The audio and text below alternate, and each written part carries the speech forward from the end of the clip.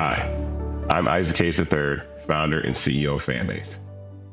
Fanbase is a free-to-download, free-to-use, next-generation social media platform that allows anyone to have followers and subscribers on the same page. Fanbase was built through investment dollars from equity crowdfunding from the Jobs Act. People just like you helped build Fanbase, and we're looking for more people to help build Fanbase. We are currently raising $17 million in a Regulation A crowdfund on StartEngine. We've already crossed $2.1 million, but we're looking to raise more capital from people just like you that deserve the opportunity to invest in early stage startups without having to be accredited investors. So right now, I'd like you to go to startengine.com/fanbase and invest. The minimum to invest is $399. That gets you 60 shares of stock in Fanbase right now, today. And then use Fanbase to connect with friends, grow your audience, and be you without limits.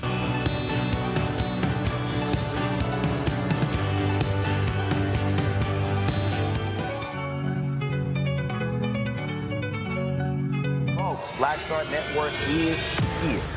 Oh, no punches! I'm real revolutionary right now. Support this man, Black Media. He makes sure that our stories are told. Thank you for being the voice of Black America, Roland. Stay black. I love y'all. All momentum we have now, we have to keep this going. The video looks phenomenal. See, there's a difference between Black Star Network and Black-owned media and something like CNN. You can't be Black-owned media and be scared. It's time to be smart. Bring your eyeballs home. You dig?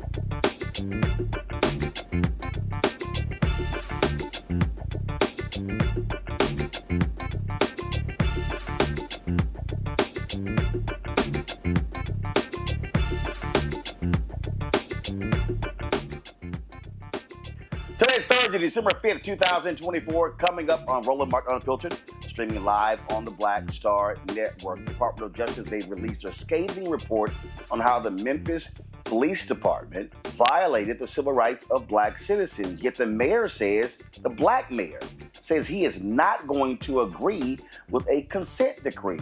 I'll talk to a man who says consent decrees are ineffective and a waste of taxpayer dollars, and others say that the mayor said something different when he was running for mayor as opposed to where he is now. We'll also talk to a tech expert about U.S. law enforcement officials urging folks with iPhones and Androids to use encrypted apps amid threats of unprecedented cyberattack from China.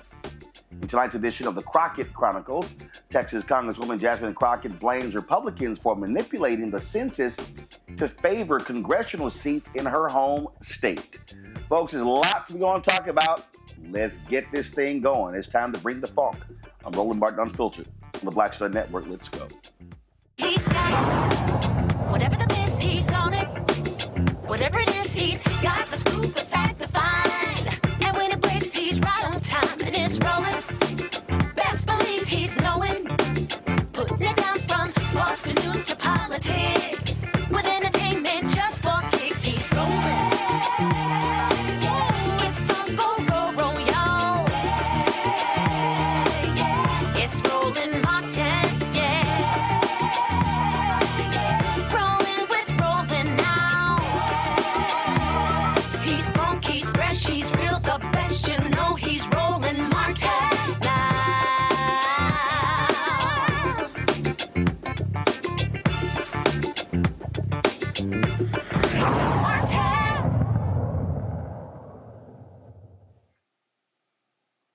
Folks, the Department of Justice says the Memphis Police Department consistently has violated the U.S. Constitution due to a pattern of misconduct involving discrimination and excessive force. Kristen Clark, the Assistant Attorney General of the Department of Justice Civil Rights Division, explained everything today during a news conference in Memphis. Based on a comprehensive investigation of the city of Memphis and the Memphis Police Department, the Justice Department has found a pattern or practice of conduct that violates people's civil and constitutional rights. Our investigative team includes career attorneys and staff, from the Civil Rights Division and the U.S. Attorney's Office, and more than a dozen experts who specialize in police department management, use of force, statistics, and other areas. This investigation was comprehensive and exhaustive. We interviewed dozens of police department officers and many city employees, as well as hundreds of community members and local organizations. We reviewed hundreds of incidents, watched hundreds of body-worn camera videos, read thousands of documents, and conducted statistical analyses of police data regarding officer activities and enforcement.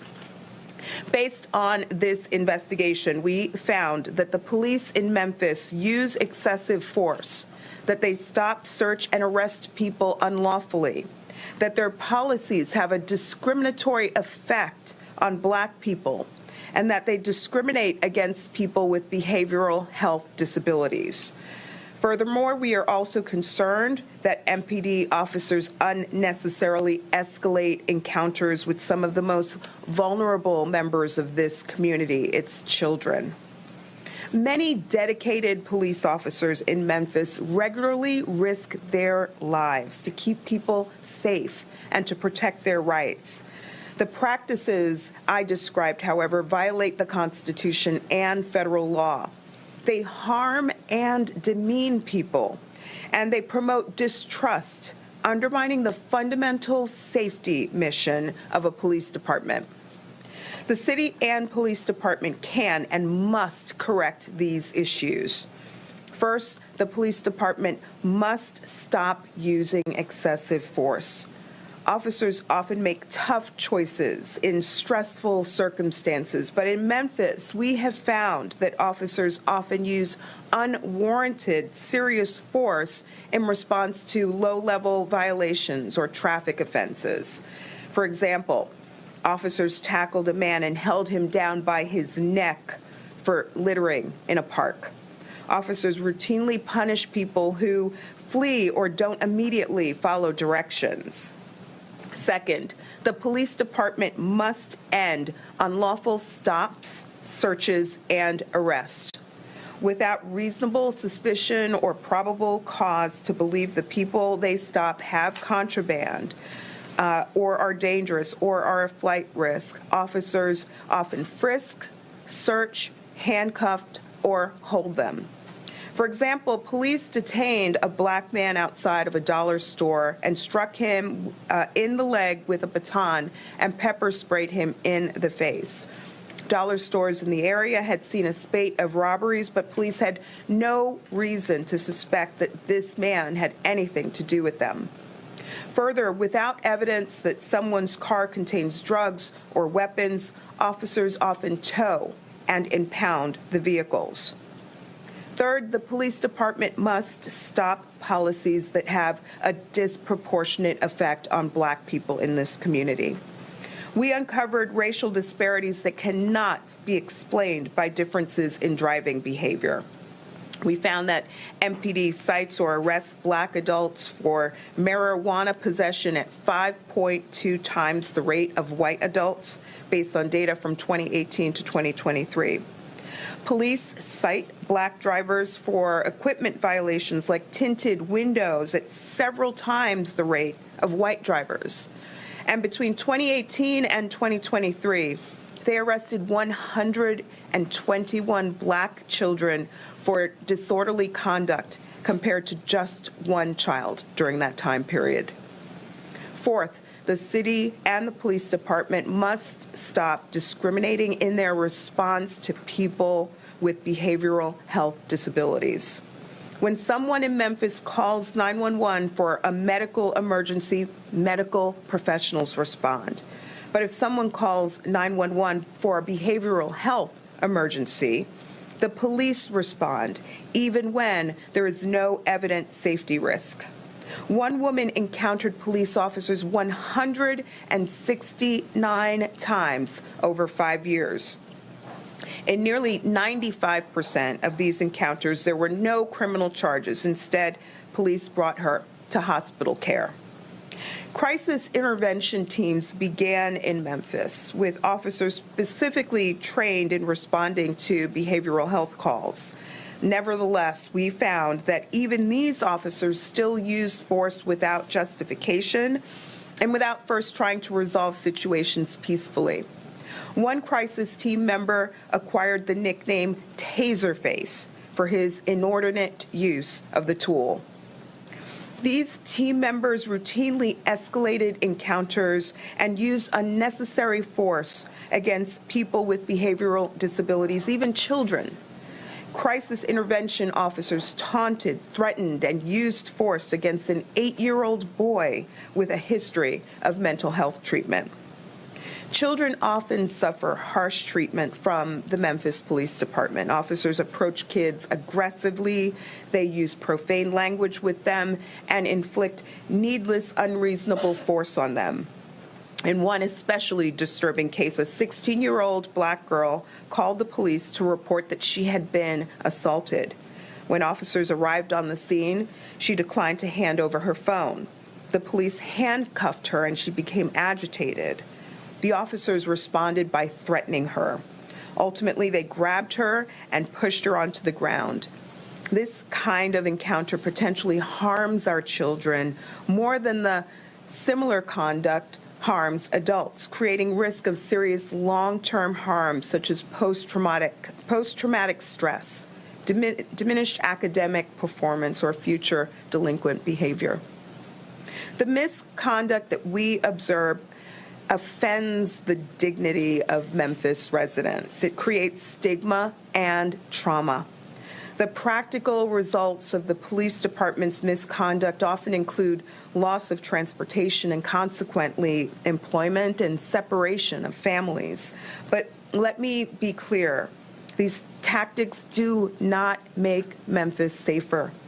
Discriminatory policing erodes the relationship between the community and the police, making it harder for law enforcement to do their jobs, to detect and solve crime or promote public safety.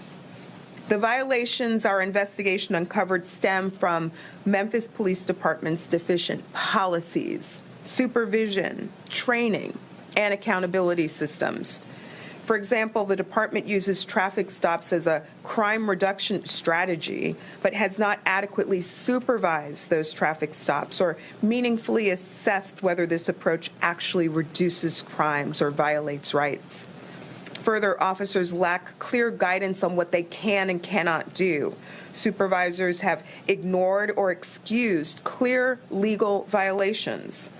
The department does not conduct thorough, objective investigations into alleged misconduct.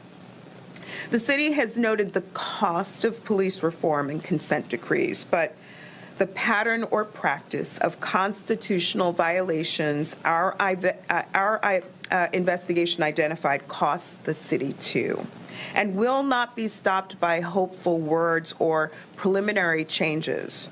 Achieving meaningful constitutional policing reform costs time and resources, but not implementing systemic reforms also imposes enormous cost in terms of citizens' rights that are trampled, personal and financial costs and injuries and deaths due to excessive, unnecessary use of force, cost in diminished public safety, and millions of dollars in legal judgments against the city due to constitutional violations.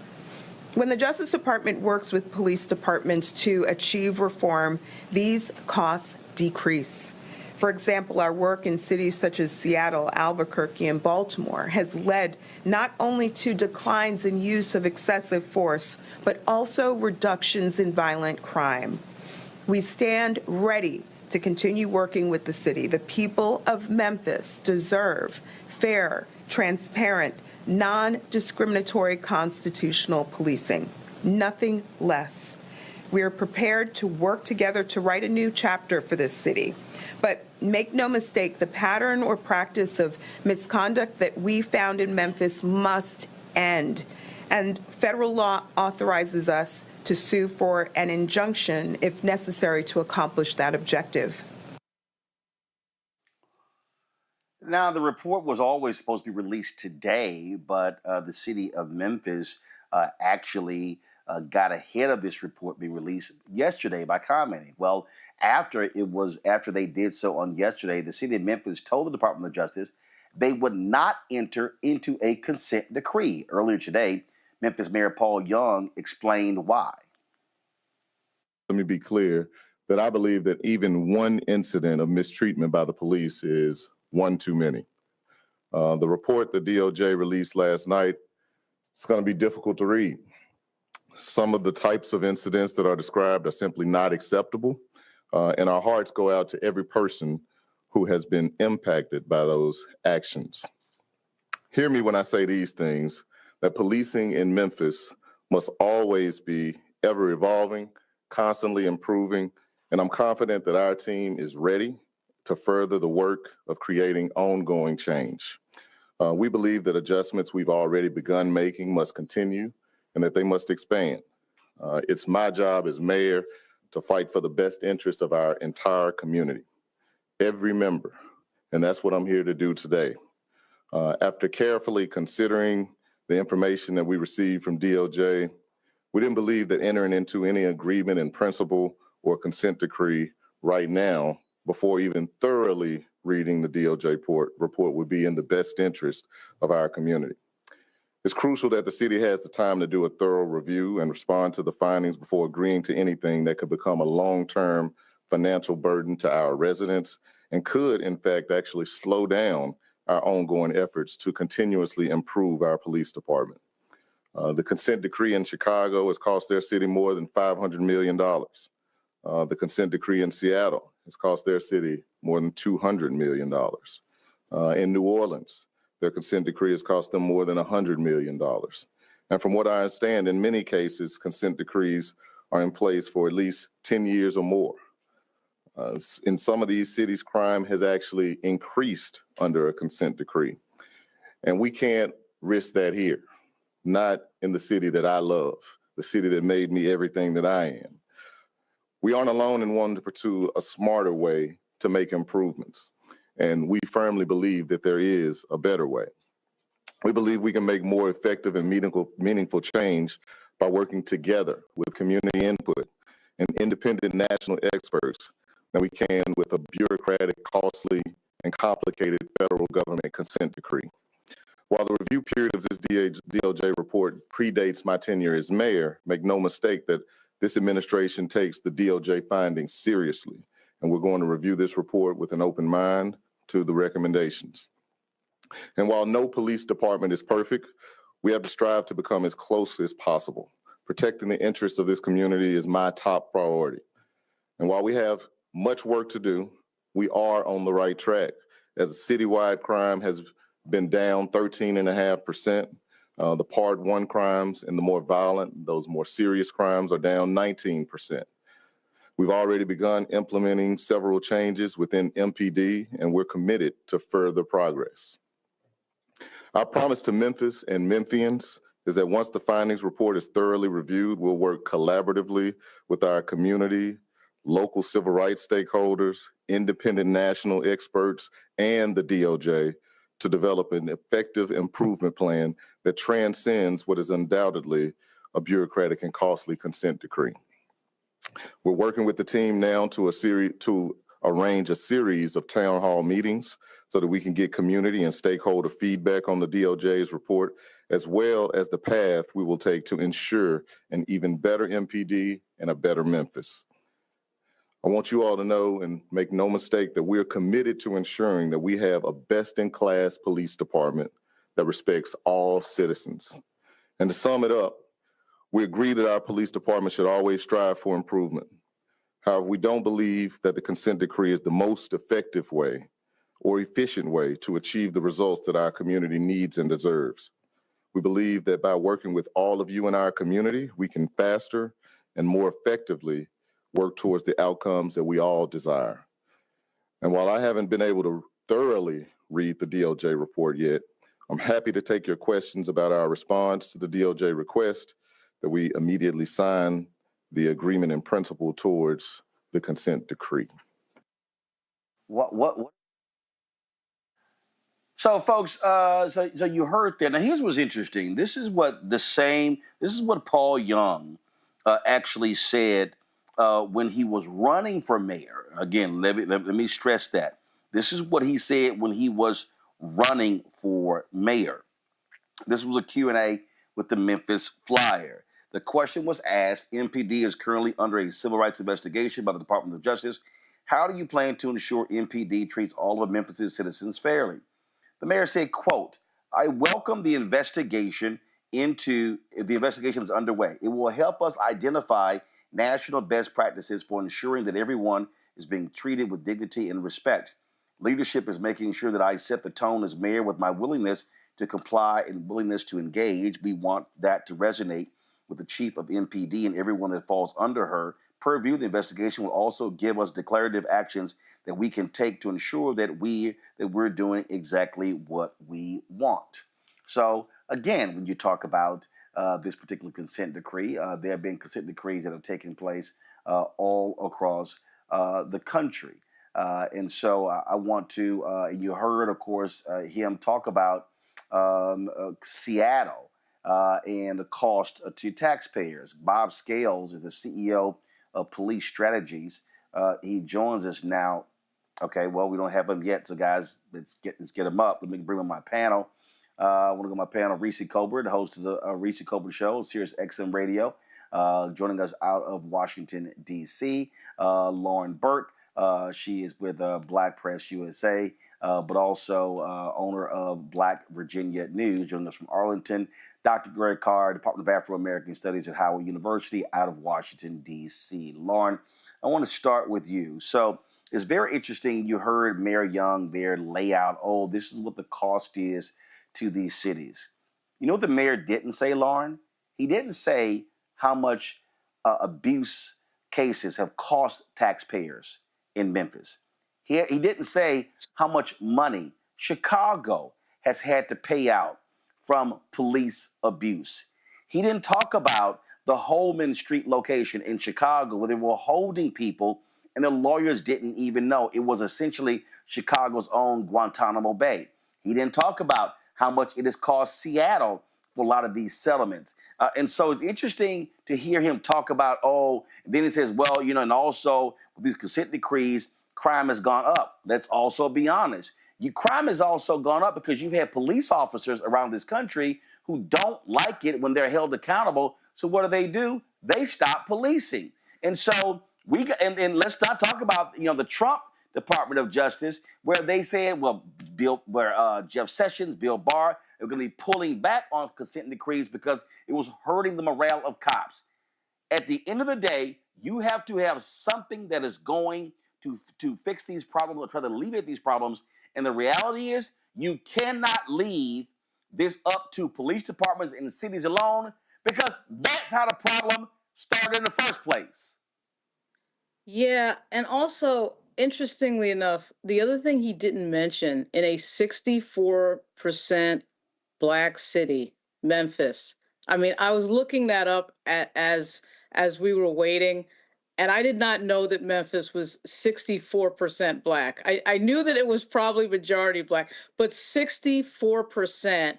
He makes zero mention on those stop and frisk stats, which damn well is going to be almost all Black people. When they did it in New York, which is not 64% Black, it was like all Black people that they were stopping for stop and frisk. And the other thing is Memphis, just like all these other cities, putting up all these cameras, which is millions and millions and millions of dollars. The other reason why crime goes up is you have a complete lack of investment on the front end when it comes to our young people. When you have that lack of investment, you pay on the back end. In some way, you are going to pay on the back end, typically with incarceration. But as we know, incarceration is a business. So that little speech that he just gave, that preemptive speech, is the reason why the Democratic Party is in need of a major, major reset, because he, of course, was elected on the with Black voters. He was elected on the back of Black folks. And then he turns around and effectively kisses the ass of the police department, knowing full well that the people who are living with the problems with the police department predominantly are going to be African American. I mean, there's nothing more ironic than that. He's voted into office by Black people, and then he turns around and abandons those voters with regard to policy on this issue. It's outrageous. His little stupid speech was ridiculous. He didn't even give a little bit of a tip of the cap of what goes on in some of these communities with regard to their relationship with the police, particularly with regard to Fourth Amendment violation and stop and frisk, which that's an easy thing to say because those stats are usually pretty obvious.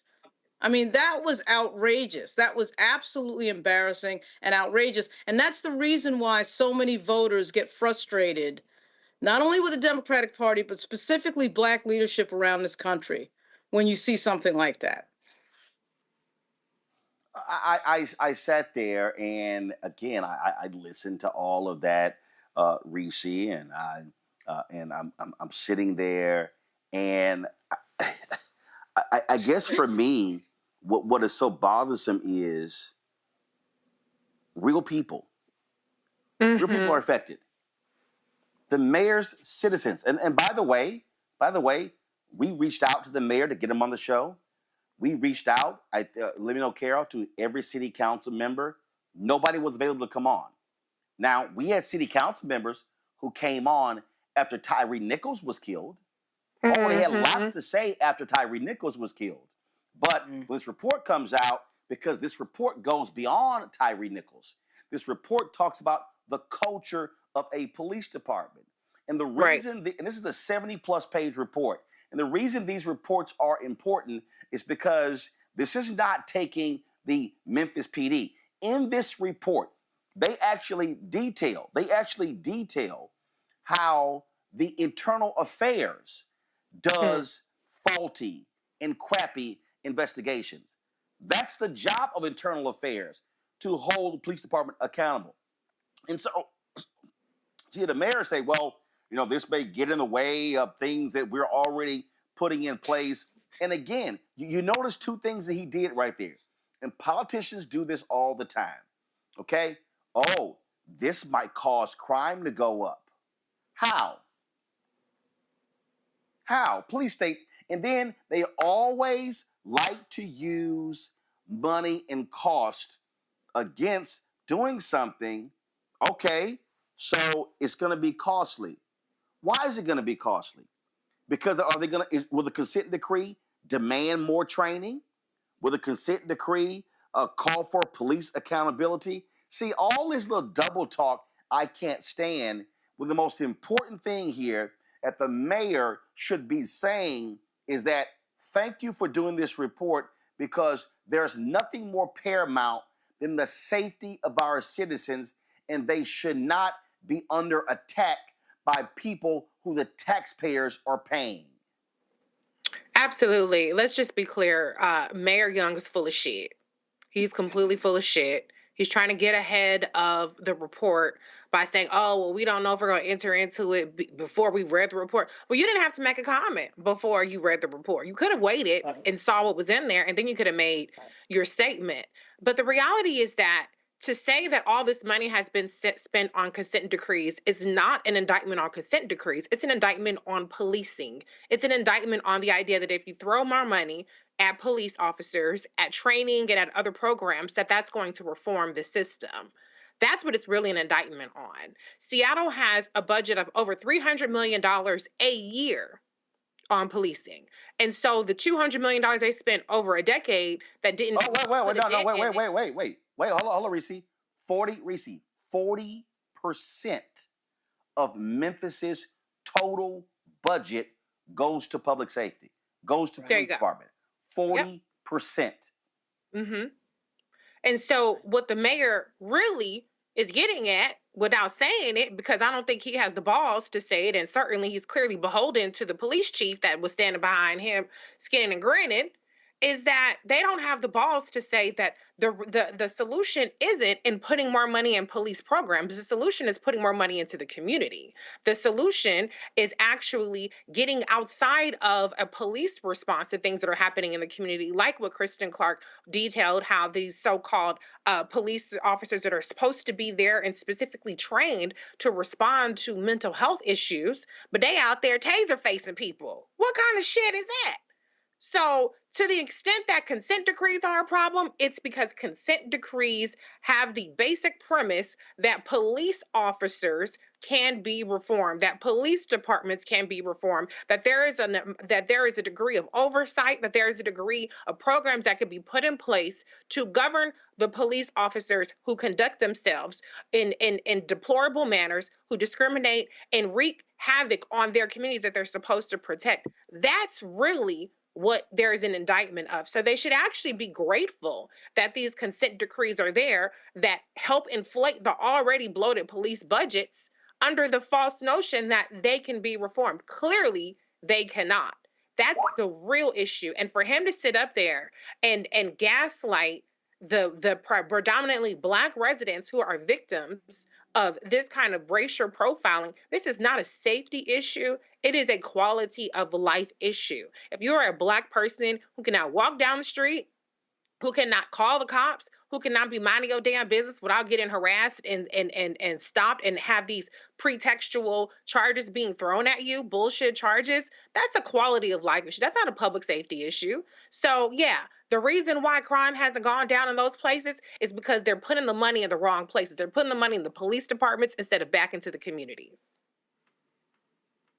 And, you know, and Greg, and here again, when I listen to these politicians, and I don't care whether they're Black, whether they're white, whether they're Latino, Asian, old, when they go crime, crime, crime. Okay, so if you really want to talk about crime, okay, Mayor, what is your economic plan? What is your education plan? Everybody, we're talking about Memphis. We're talking about the very city the Reverend Dr. Martin Luther King Jr. was assassinated in when he was there fighting on behalf of sanitation workers who were being grossly underpaid and being disrespected. This city has had economic apartheid for the last 60 plus years. And that's the question that should be asked. What is the median family income of a Black family in Memphis compared to a white family? See, when they stand here, and again, it's all about scare tactics. Oh, crime could go up, crime could go up. Because what you have in America, you have an unwillingness of people to hold cops accountable for their awful, bad behavior. And then the DOJ comes in, and their job is not to paint a rosy picture, but to paint an honest picture. And here they lay out a damning report that details the violation of the constitutional rights of citizens. And the mayor comes out and goes, oh, this stuff just might be too costly. Well, tell me this then. What's the cost of Tyree Nichols' life? What's the cost of another brother or a sister who is beaten? Tell me, Mayor Young, what is the cost to a family when a young brother and sister has been traumatized by abusive behavior? Are we going to put an actuary table and then lay out a cost there? See, I'm sick of these people talking about, oh, how much these things are going to cost when people don't want to be beaten. People don't want to be assaulted. People don't want their constitutional rights to be held against them. And the mayor stands there after being elected by the people. Well, you know, I looked at the cost in Chicago, it cost $500 million. The police abuse settlements in Chicago alone are approaching $1 billion. Right. And Mayor Paul Young is complaining that the consent decree has cost them $500 million. Well, please, Mayor Young, please tell the Black families and the Latino families in Chicago, that the lives of their sons and daughters are not that valuable because it's going to hurt your city budget. Absolutely. Well, I mean, let's start with first things first. Good to see Kristen Clark there. One of, if not the last times, we'll see her doing some actual work. For people who thought that both parties are the same and blah, blah, blah. That's why we can't have nice things in the United States of America. You could have had her as the Attorney General. And, of course, the hillbilly horde in Tennessee, through the combination of voter suppression and disinformation, delivered that state, my home state, to the white nationalists and the fascists who will make sure that there won't be any more consent decrees. As Robert said yesterday on the show, maybe ever. So we can just put that aside. Mayor Young, brother, blink twice if you're a hostage. I think we know. We all know that you're a hostage. Because he doesn't care. Mayor Young wanted to be the mayor of Memphis. The question is, who bought that seat for him? And that'll be the rich people who live in the suburbs surrounding the city of Memphis. And if there are black people outside the city of Memphis, just like that white nationalist Jason Mumpower tried to take that little town of Mason in West Tennessee away for the developers, that's who owns Mayor Young. Mayor Young evoked Chicago. Let's be very clear. There are several words that always should inform our thinking on this. One is implementation, another is investments, and another is expenditure. So let's talk about Chicago just for a split second. $667 million Chicago set aside between 20 and 24 for police reforms because of those consent decree there.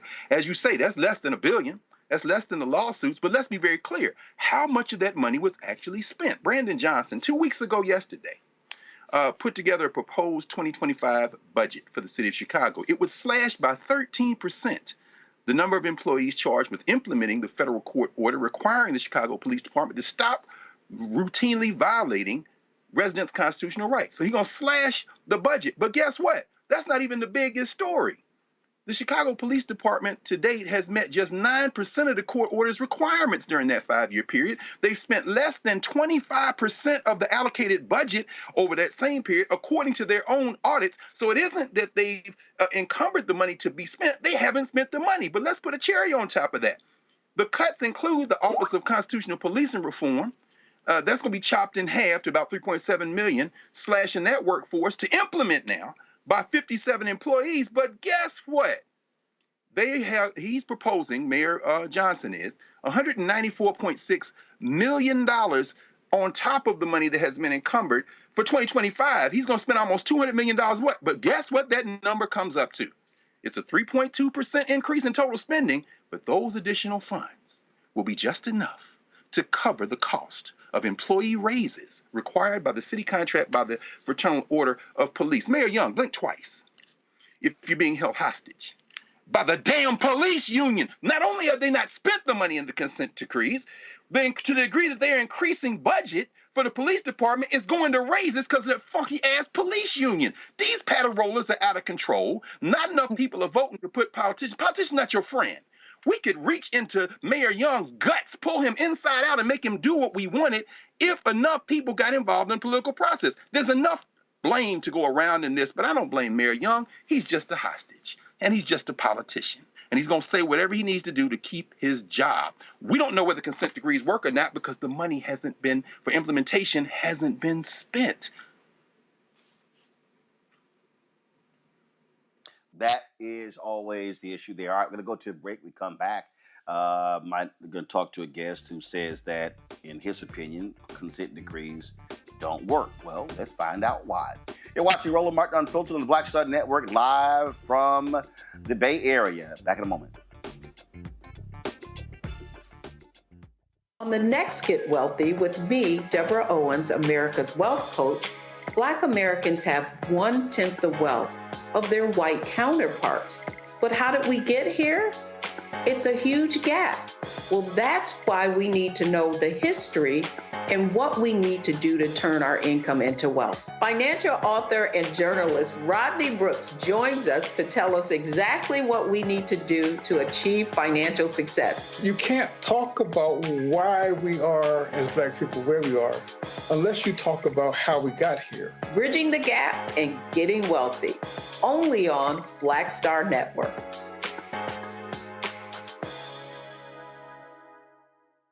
What's up, y'all? Look, Fanbase is more than a platform. It's a movement to empower creators, offering a unique opportunity for everyday people to invest in Black-owned tech, infrastructure, and help shape the future of social media. Investing in technology is essential for creating long-term wealth and influence in the digital age. The Black community must not only consume tech, we must own it. Discover how equity crowdfunding can serve as a powerful tool for funding Black businesses, allowing entrepreneurs to raise capital directly through their community through the Jobs Act.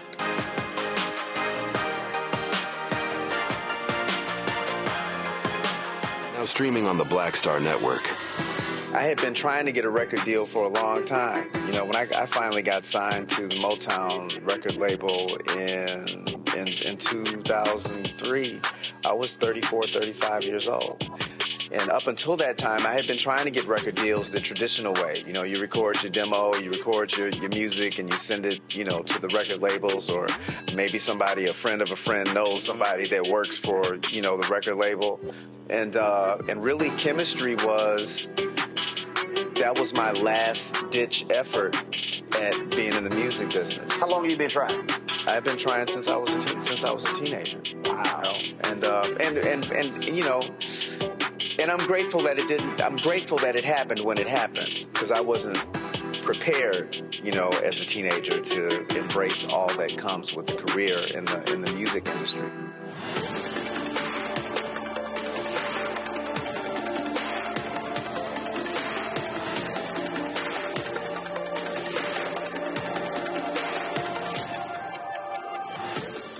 Hatred on the streets, a horrific scene, a white nationalist rally that descended into deadly violence. White people are losing their damn minds. As an angry pro-Trump mob storms the U.S. Capitol, we've seen shooting. We're about to see the rise of what I call white minority resistance. We have seen white folks in this country who simply cannot tolerate Black folks voting. I think what we're seeing is the inevitable result of violent denial. This is part of American history. Every time that people of color have made progress, whether real or symbolic, there has been what Carol Anderson at Emory University calls white rage as a backlash. This is the rise of the Proud Boys and the Boogaloo Boys. America, there's going to be more of this. Here's all the Proud Boys, Dave. This country is getting increasingly racist in its behaviors and its attitudes because of the fear of white people. The fear that they're taking our jobs, they're taking our resources, they're taking our women. This is white fear.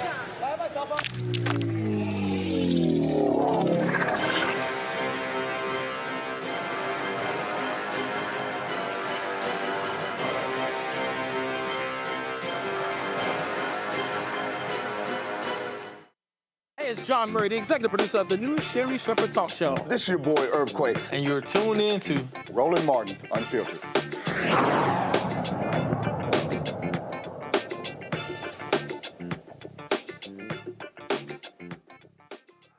Well, folks, you heard Memphis Mayor Paul Young mention Seattle and their consent decree. My next guest was in Seattle when that was going down. Bob Scales is CEO of Police Strategies. He joins us now from Seattle. Bob, first of all, what is Police Strategies? So we're a company that helps law enforcement agencies collect and analyze and report on their data, mostly use of force data. Okay. And you are, in terms of when you say help law enforcement, are you funded by police departments or are you funded by other sources? So, like, what are you, are you hired by police departments? Yeah, so one of the big problems we have is that there is no national and very few statewide use of force databases. So oftentimes when we talk about use of force, we're operating without any data. And there aren't any evidence-based best practices for use of force policies or training. So one of our goals is to help law enforcement agencies understand their use of force data so they can make better policy and training decisions. Okay, so why do you say consent decrees are ineffective? Well, my first experience with consent decrees was in Seattle in 2011 when the Department of Justice announced that they were doing a pattern of practice investigation of Seattle PD. And I was in the Seattle City Attorney's Office at the time and was selected to represent the city during the investigation. That was a very quick investigation. It lasted 8 months. And then in December of 2011, the DOJ issued their findings letter, and we disagreed with their findings. And we asked to, basically DOJ said 20% of Seattle PD's use of force were excessive or unnecessary and unconstitutional. And we said that's not possible because we review all of the use of force incidents. So we asked to see the incidents that they found to be unconstitutional, and they refused to provide us with those incidents. We asked to talk to their experts and review their methodology, and they refused to identify their experts or provide the methodology. And it was very quickly, when we reviewed their findings report, we found a number of errors and fabrications in the findings report. And then it all sort of snowballed from there, and we saw how ineffective the entire system was. When you say you found errors in there, first of all, you were working for the city of Seattle. So wasn't it your job with the city of Seattle to protect your police department? Because it's not like you were a third party. You were the findings were against the city of Seattle, and you were an attorney for the city of Seattle. Correct. I mean, I was representing the city. The city was my client.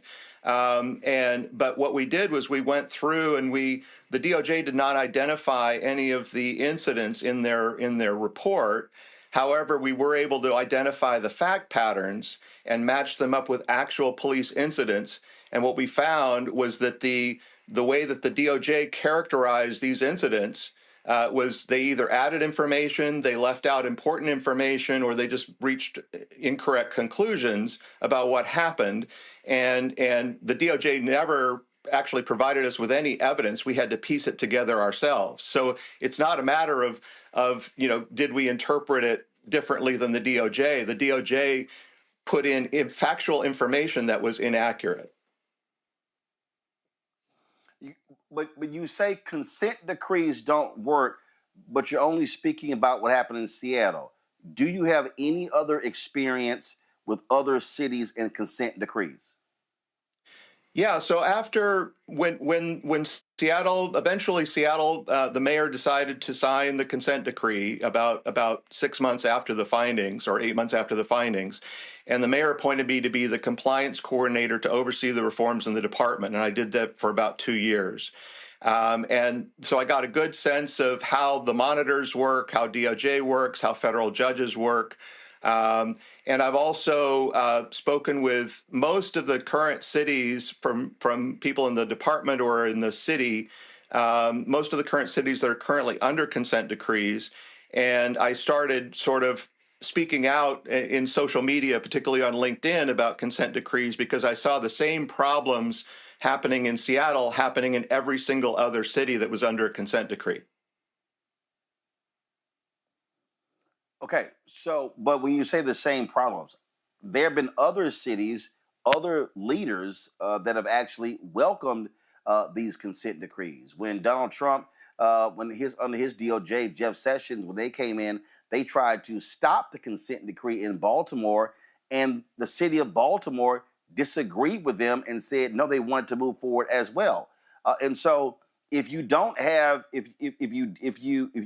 Department of Justice doing what they do, how do you then get to the point of fixing the problem? Because citizens are being abused, citizens are being beaten, and in fact, these cities are paying out. We're there billions of dollars in settlements due to the abusive, unconstitutional actions of cops. Yeah, well, you're absolutely right that some cities have actually requested the DOJ to come in and investigate and welcome a consent decree. Baltimore is one example, New Orleans is another, and Chicago, Mayor Rahm Emanuel. Philadelphia, Yeah, exactly. So that's absolutely right. And what you'll also find is every one of those cities regrets after 10 or 15 years of a consent decree, and after spending $100 million or more in costs, and after having, under the supervision of a federal judge that knows nothing about law enforcement, a monitor that knows nothing about law enforcement, and is making a profit, they find that their department and their public safety is much, much worse off than before they started. And so, and how do you tie that to the consent decree? So when you say it's much worse, how is it worse? And how are you blaming that on the consent decree? Right. So Professor Roland Fryer from Harvard University is an economics professor. He did a study of pattern of practice investigations and consent decrees, and he found that during the first few months or years of a consent decree, violent homicides go up, and there were, I think he studied about 15 cities. There were an additional 900 homicides in those cities with consent decrees, and he attributed that to depolicing and disengagement. Because when the DOJ comes in... Hold on one second. Okay, just right before you stated that, you said that federal judges and monitors know nothing about law enforcement. What does an economics professor at Harvard know about law enforcement? He was studying data.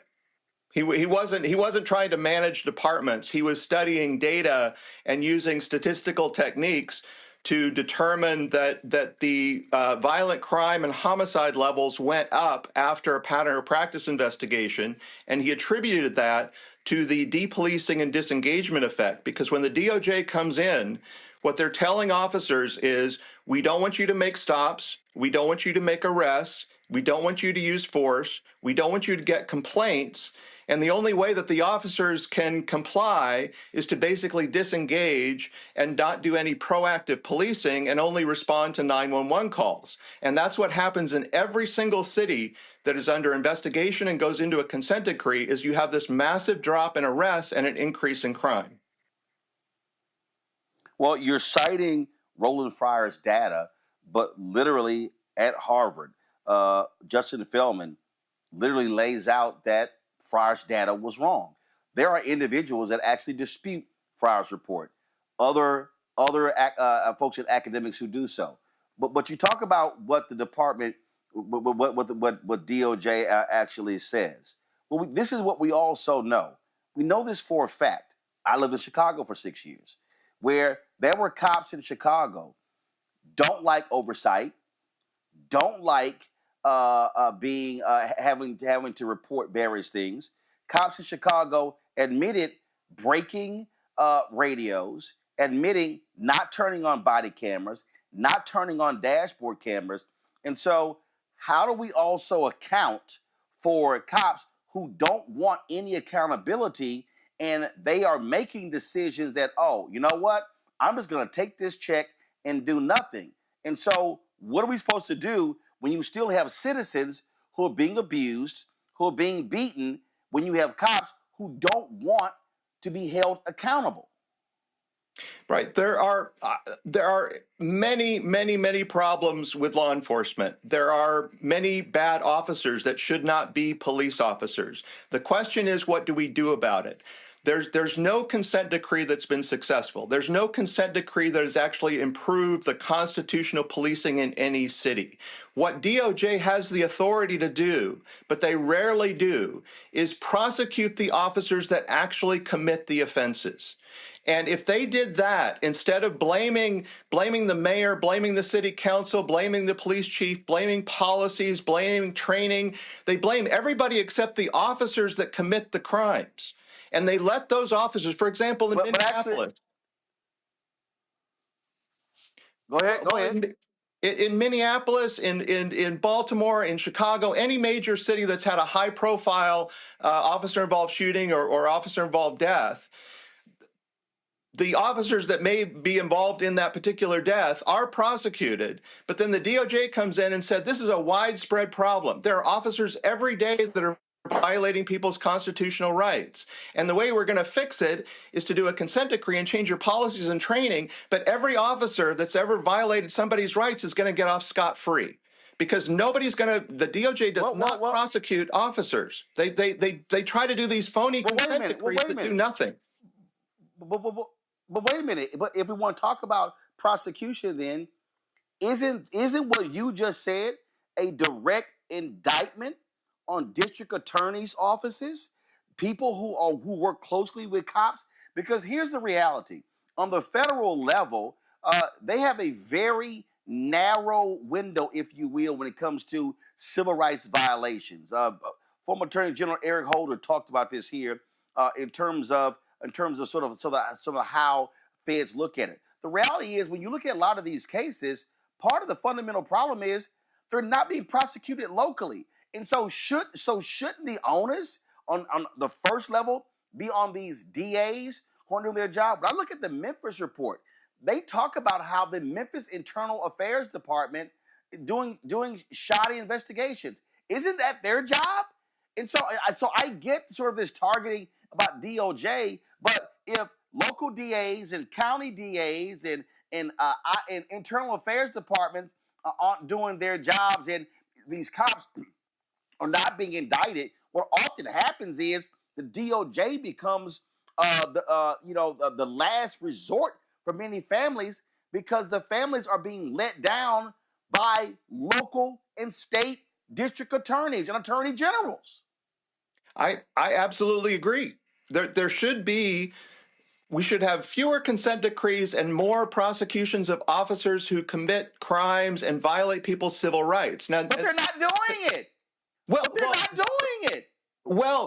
the question is about consent decrees, right? I don't have a solution for that, but I know that consent decrees are not the solution. So DOJ has the authority. So they came into Seattle and they said 20% of our use of force is unconstitutional. That means that the DOJ, in about 250 cases over 2 years, they had the legal authority to prosecute every officer who did unconstitutional policing, and they didn't do a single one. In fact, there was a statute of limitations. Well, no, absolutely not. There was one of the reasons this started was a high-profile shooting of a Native American woodcarver, John T. Williams, in 2010. And my office referred that case to the U.S. attorney for prosecution. And the U.S. attorney declined it. They refused to prosecute the officer. We then referred it to the county prosecutor. They refused to prosecute it. We don't have jurisdiction. The city doesn't have jurisdiction to prosecute it. Why? So there's a U.S. attorney, so they won't prosecute the officer, but then a few months later, I asked, why did the county attorney and why did the U.S. attorney decline to prosecute? You'll have to ask them. We had evidence. We had sufficient evidence to charge an officer with homicide, and they refused to charge the case. But then they used that case. They used that case in their findings letter, and they said that officer committed constitutional violations, and that was the reason for the consent decree. But they refused, and they identified 250 other cases, and they didn't prosecute a single one. So I'm curious, in that particular case there, cops can charge someone without the district attorney getting an indictment first. Did that happen? No, it's impossible. It's not impossible. What the police do is they refer cases for prosecution. The police cannot prosecute anyone. That's not what I asked. That's not what I asked. If you said you have the evidence that this cop committed a homicide, did the police department go and arrest this cop and charge him with homicide? He was not arrested, but he was referred. The case was investigated. and the case was referred to the U.S. attorney and the county prosecutor for prosecution, and they refused to indict the officer. No. Here's my, but no. See, again, I'm going to ask this question again, because this is the problem that I've covered way too many of these cases, and this is what happens. The police can actually arrest someone based upon their evidence, charge them with whatever that particular crime is. Then the next step is it going to the DA's office for an indictment. What I'm asking is, did the police in Seattle arrest this cop saying we are making this arrest of homicide, and now after he's been arrested, now will the DA actually go seek an indictment? So what I'm asking is, did the police in Seattle arrest that cop and charge him with homicide? The police department's charging actions are separate from the prosecution's actions. So I want to know, what did the police do?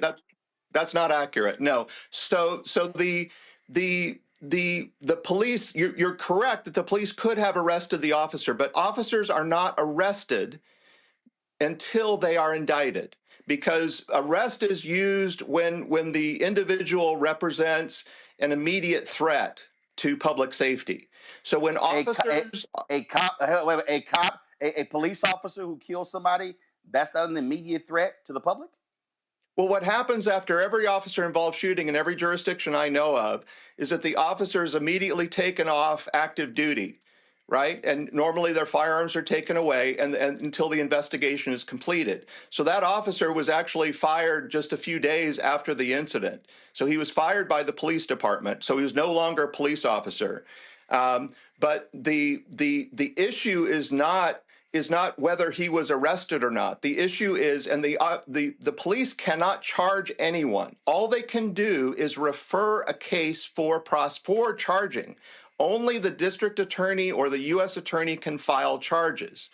And so in every case, for example, Derek Chauvin, he wasn't arrested after the incident, but as soon as the indictment was filed, then he was arrested and arraigned. That's the way our system works.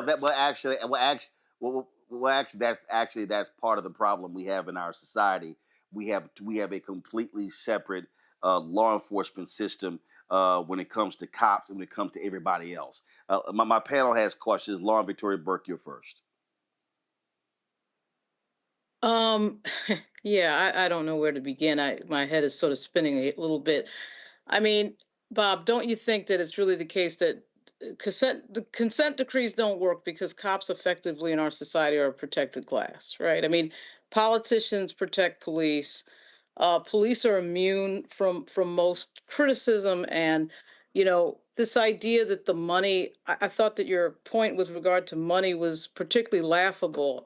My father was a cop in New York, and so my education, everything else was paid for by that on overtime. Police overtime in New York is through the roof.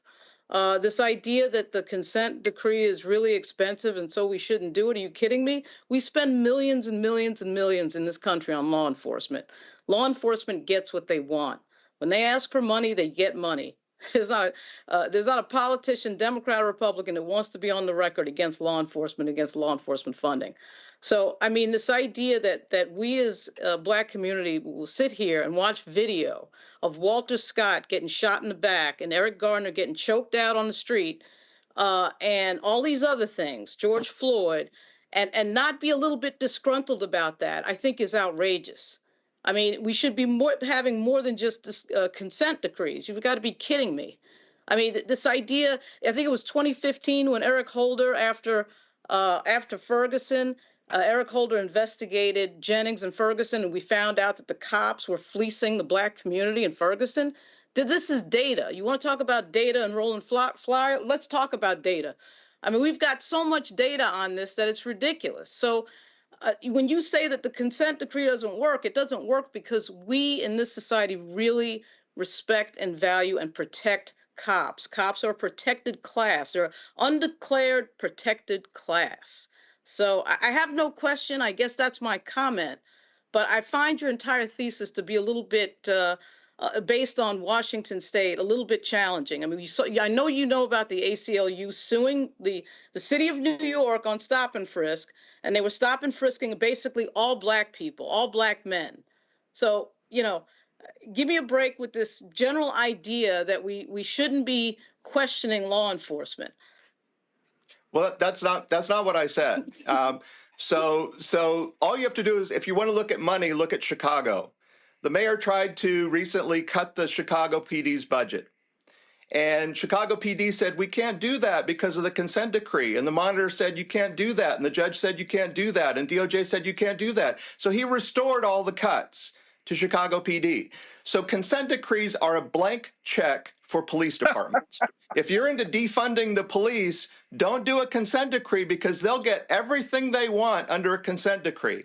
And not a single, if you look at the data, show me one city, cite one city where constitutional policing has improved because of a consent decree. And we have some consent decrees, like in Seattle, it's going on 15 years, Virgin Islands, 17 years. You know, how long does it take to reform a police department?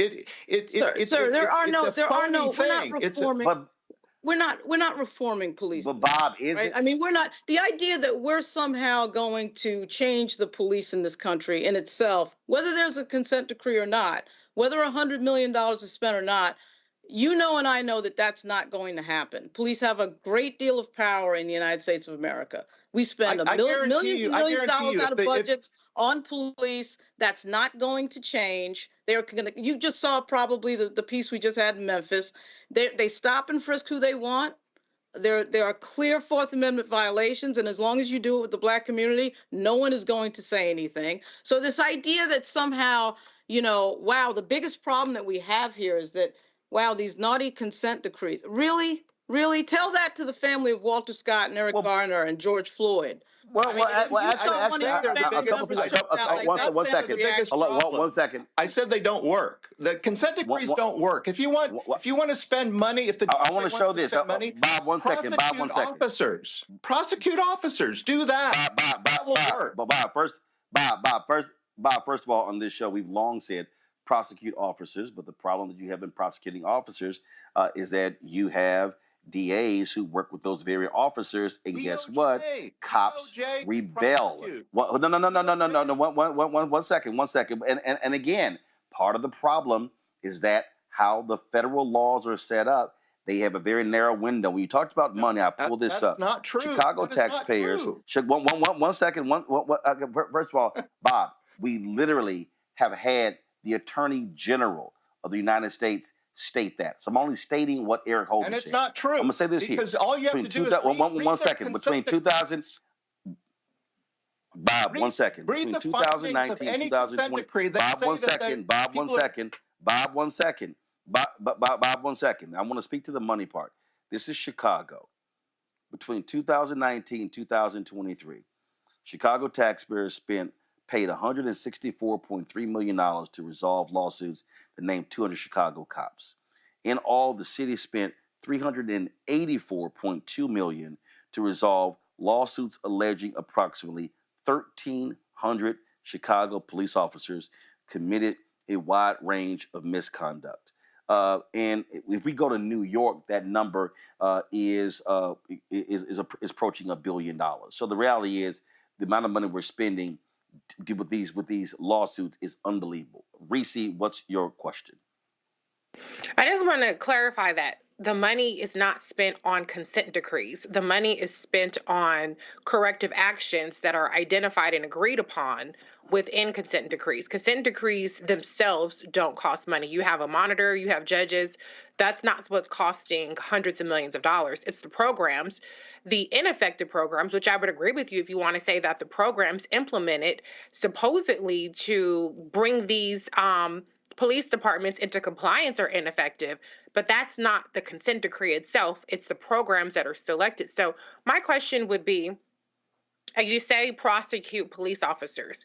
You can't prosecute a police officer for for pulling somebody over for driving while black, for roughing up a teenager, for harassing and stalking and things like that they do that erode the quality of life in these communities. And that's a big part of why these police departments are under consent decrees. So if self-governance doesn't work prior to the consent decrees, if consent decrees don't work, then based on your extensive experience, what are the kinds of reforms can work? Because to me, the takeaway from this discussion is that policing is unreformable, and that the solution is to spend less money on policing itself, not more money, because we're not changing the legislation around police accountability. And so my takeaway is, why are we spending more money on policing for any reason? Yeah, well, my answer is what we need is more accountability. Just as you said, DAs are unlikely to prosecute, et cetera. The consent decrees do not provide any accountability, and monitors are paid millions of dollars by local taxpayers for writing reports and telling police departments what they're doing wrong.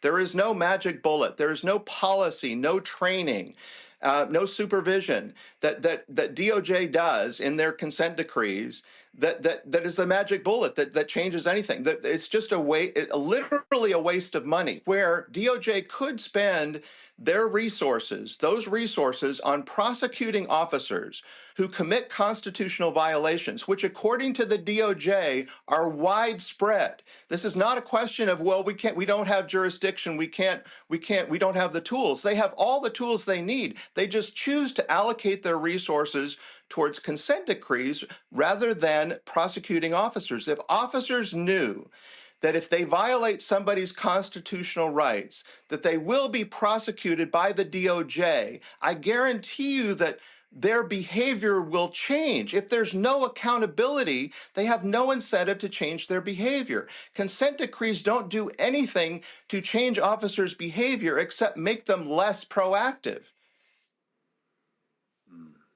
Greg Carr.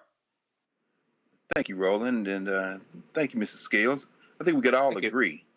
I think we could all agree that prosecuting police officers is a good thing, and they should be prosecuted the hell out of. We should break their backs politically with prosecutions. We all know that's not about to happen, at least for the next 4 years, and probably never. As Lauren would say, the police are a rogue element, and they're patty rollers. They've been that way since the day of enslavement. My question, you said, you asked the question, what do we do about it? That would seem to be the most effective short-term strategy. And I'm glad you brought up Chicago. We talked about that a minute ago. And indeed, the mayor did have to restore that money. And of that, almost $200 million he's proposed in terms of an increase in 2025. That just about matches the 3.2% increase in just enough to cover the cost of employee raises required by the funky fraternal order of police. So as you said, you had to restore that, but it's going to their pockets, not going to any reform. And in fact, he fired the guy who was over what was it named? The Office of Constitutional Policing and Reform, Bob Boyk. The police chief fired him because he was responsible for implementing the consent decree. But he fired the guy for saying that you can't move that money from enforcing the consent decree over to putting more cops on the street, which is exactly what he did. But I know you know all this. My question, and I just want to say one more thing before I ask the question about Ronald Fryer, who we both know. I'm going to set aside the deeply controversial nature of his tenure at Harvard University. He just got reinstated to classroom in 2021 because I don't think that's related to the critiques of his research methodology. I think the paper, I don't know if the paper you're referring to is one he did back in the summer of 2020 for the National Bureau of Economic Research, which was questions in terms of his methodology by economists at the University of Chicago, who said that, there was probably some form of selection bias in his assertion that Black people and Latinos are no more likely to be shot by the police than white people. That's one of the more controversial things that Fryer has said over the years. And his response was, well, my data is taken from 911 calls. Well, this is a Black man who doesn't understand that Black people are wary to call the damn 911 because the police show up, they may shoot them. But we're going to set all that aside. My question is this. because you asked what are we going to do about it. And I agree with you. Prosecute the hell out of these cops, even though they're not going to be prosecuted. My question is, are you aware of any consent decree, whether it be there in Washington State or Chicago or any of the five, I think Fryer referred to them in his area as viral incident sites, Baltimore, Chicago. You know, he's talking about Laquan McDonald and Freddie Gray in Baltimore. And he distinguished that from the 22 so-called non-viral sites where he says you see crime going up because, as Roland said, the police just stopped going out there. Are you aware of any city, including the one you work the closest with, where consent decrees have actually been implemented by taking financial resources and putting them where the consent decree says they need to be put, as opposed to taking the money and either not spending it? Remember, 25%, only about a quarter, less than a quarter of the Chicago budget that was allocated for consent decrees was ever spent on consent decrees. Are you aware of any city, the one you study closest, that where that money was actually put someplace other than money given more to the damn police to shooting us in the first place? Yeah, I mean that's an excellent point. Is that consent decrees are not funded by the federal government, right? They're funded by local taxpayers. The monitors are not paid by DOJ. The monitors are paid by local taxpayers. All that money is taken from other services that cities provide, and it goes directly to the police department. And so essentially mayors and city councils lose control of their budgets, because the monitor and DOJ and the federal judge will dictate what the city must spend on policing. And oftentimes there's lots of training, you know, officers get overtime for training, there's lots of policy development, there's lots of IT systems that come in. I mean, it is a gravy train for police departments. And meanwhile, other city services, particularly in areas, you know, that desperately need it, you know, go down. And just another point about the Roland Fryer. I mean, I understand there's always, I mean, I do this sort of for a living, and people always argue with my findings and my data and so forth. The thing that I really like about Roland Fryer's papers is that it really does confirm everything that I saw that happened in Seattle. In Seattle, when the DOJ came in, we saw nonviolent misdemeanors, arrests for nonviolent misdemeanors drop by about 90%. So things like in the park after dark and loitering, and some people might say that, well, that's a great thing. We don't want police doing that. But the result is when you don't enforce these low-level quality of life crimes, then you know, other crimes start, you know, when people figure out there's no enforcement, and if nobody calls 911, then crime starts increasing. And I also, you know, knew firsthand all these officers who told me personally, I'm not going to do anything while the DOJ is here, right? I'm just going to sit in my car, wait for a 911 call. And you can't, there's no way to force officers to be proactive. And so the morale, I mean, it just makes, and then it becomes this division between the community and the police. I mean, it just goes on and on and on. And you can't, certainly there's a reason why Roland Fryer and, what's the boy name? Glenn Lowry. There's a reason why they're darlings of the right. These are two Negroes who you can take their work and use it to basically it's confirmation bias. First of all, there's already a division between the police and black people. That division was there from the beginning of the police. But my direct question was, are you aware of any city, including the one you worked in, where the policy-making recommendations of the consent decrees were actually implemented? You just said yourself that once you get that money to the local money is given to police, they do whatever the hell they want. And in Chicago, they spending it on raises because they got the damn police union that got them by the throat. Are you aware of any city, including the one you work in, where those recommendations, the dollars went to fulfill those recommendations? Oh, absolutely. They do. And the reason but just to your point, the reason that consent decrees go on for so long is because of just what you said, right? It starts out, a consent decree will start out on paper, you do these 10 things. But by the end, it's like the monitor and the judge and DOJ want 100 things. And the money, you know, you've got union contracts, et cetera. The money goes other places and so forth. So that there's, almost 20 years were going on in some agencies under a consent decree, and they're still not quote unquote reformed yet. So what will it take? And then the other question is, after they have a new policy and a new training, if these are the policies and training that will really work and solve all your constitutional police problems, then why isn't every agency doing it? Right? There is no silver bullet here. It's just a money making. So allow me to fight this final comment before we go, because my next guest is waiting. Let me also remind everybody who's watching. Bob said that, well, the answer is to prosecute these cops. I remember there was a woman named Marilyn Mosby who prosecuted cops in Baltimore. And what did the police department do? They rebelled against her. They said, we're not going to even work. I know when Kim Foxx prosecuted cops in Chicago, exact same thing happened. In fact, there was a judge in Chicago who reported 8 to 10 cops to the police review board, who said that he knew for a fact that these cops were lying on the witness stand. We have evidence all across the country that when cops are prosecuted by district attorneys, the cops rebel. So guess what, Bob? If the DOJ prosecutes them, the cops are going to be pissed. If the local DAs prosecute them, the cops are going to be pissed. And the reality is, we have a system where the blue line protects one another, and they despise accountability. So they don't want the DOJ. They don't want the state attorney general. They don't want internal affairs. They don't want the mayor. They literally want to be able to do what the hell they want to do. So I guess the reality is, we're just never going to have a reformed system as long as the cops have they can do whatever they want with impunity, because they don't want any accountability. Final comment before I got to go. That's why DOJ has the ability to change everything. If they shifted from consent decrees to prosecuting officers, there's nothing the cops can do against the DOJ. They can't recall them or complain about them or whatever. And DOJ has within their authority and their power the ability to dramatically reform and change policing if they chose to use it. Question is, Bob, do you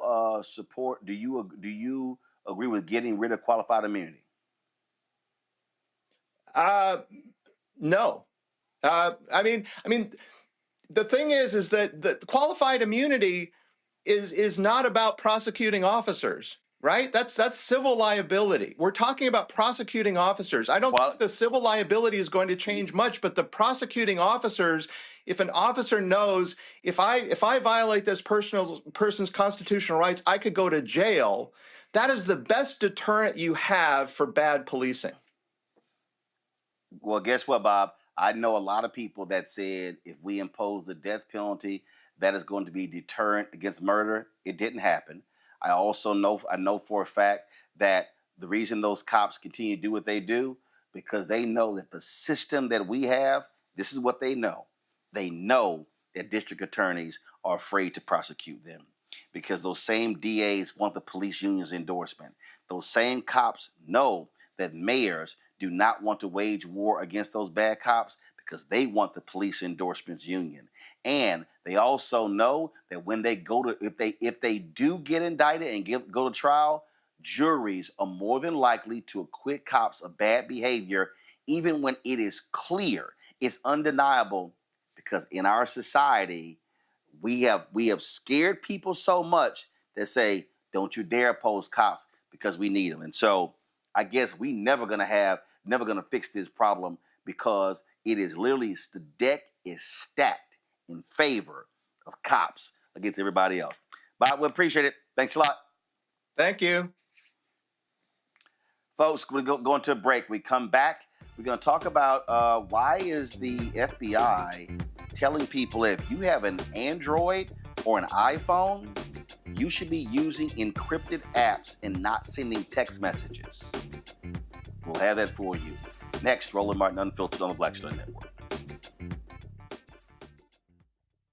When you talk about blackness and what happens in black culture, covering these things, that matter to us, speaking to our issues and concerns. This is a genuine people-powered movement. There's a lot of stuff that we're not getting. You get it, and you spread the word. We wish to plead our own cause.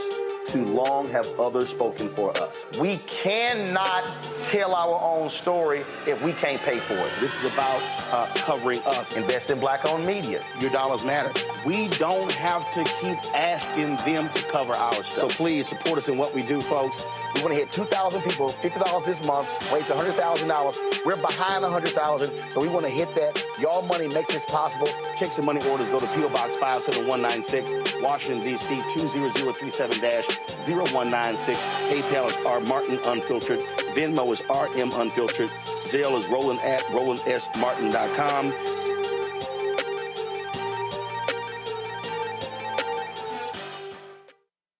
Hey, wiggity, hold up. Let me go on and make my way.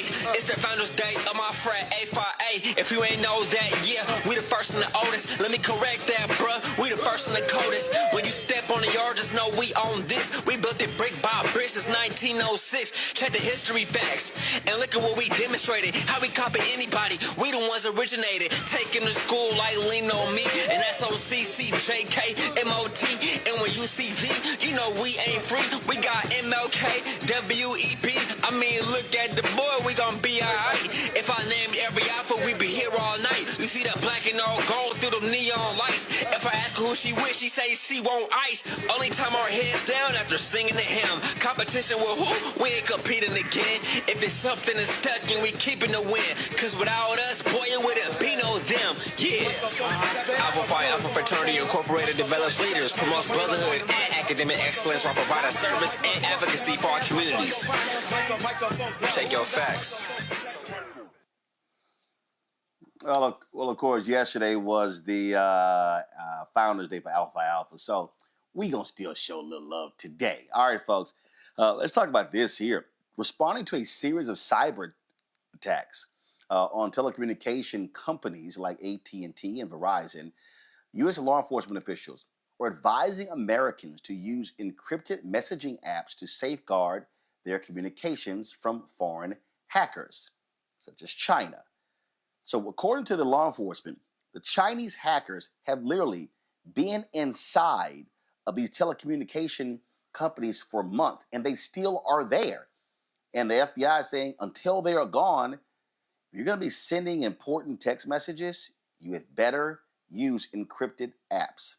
Social analyst and diversity strategist Shireen Mitchell joins us right now. So Shireen, they're talking. So when we talk about encrypted apps, so I'm looking. So I have Signal. You have WhatsApp. As far as I'm concerned, I don't particularly like WhatsApp. There's another encrypted app that that I was made aware of that I think it's the Swiss. It's called Wire. So explain to people what's going on here, why law enforcement would issue this edict, which is major. So one thing for sure, thank you for having me again. And you named the two encryption ones I was going to name. So I definitely know that we're always on the same page because WhatsApp had a problem in multiple tiers before. So yes, the encryption is important. Also VPNs are important, but let me just explain why this is a problem. A lot of times we don't realize how much data we're adding to social media apps as well as what our telecom, services have access to. And this is where the problem comes in, because if you use your telecom service, it's just a regular text message going back and forth. And they actually have server records of your phone calls and your interactions and all of your contacts as well. So what they're saying now is that people need to be a little bit more careful about it. But here's where my problem lies. This country has also known that multiple times that we've been hacked, including government entities. But what usually happens, they try to play down the harm or anything in between.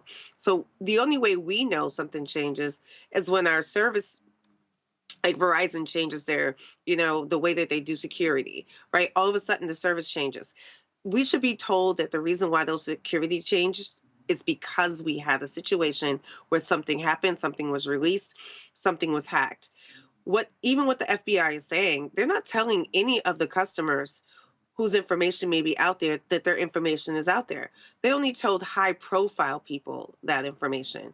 So sometimes people go, well, I'm not that important. Why would anyone have that information? You don't know why you might be important, who you may be connected to, who may have your phone number, or the spaces in between.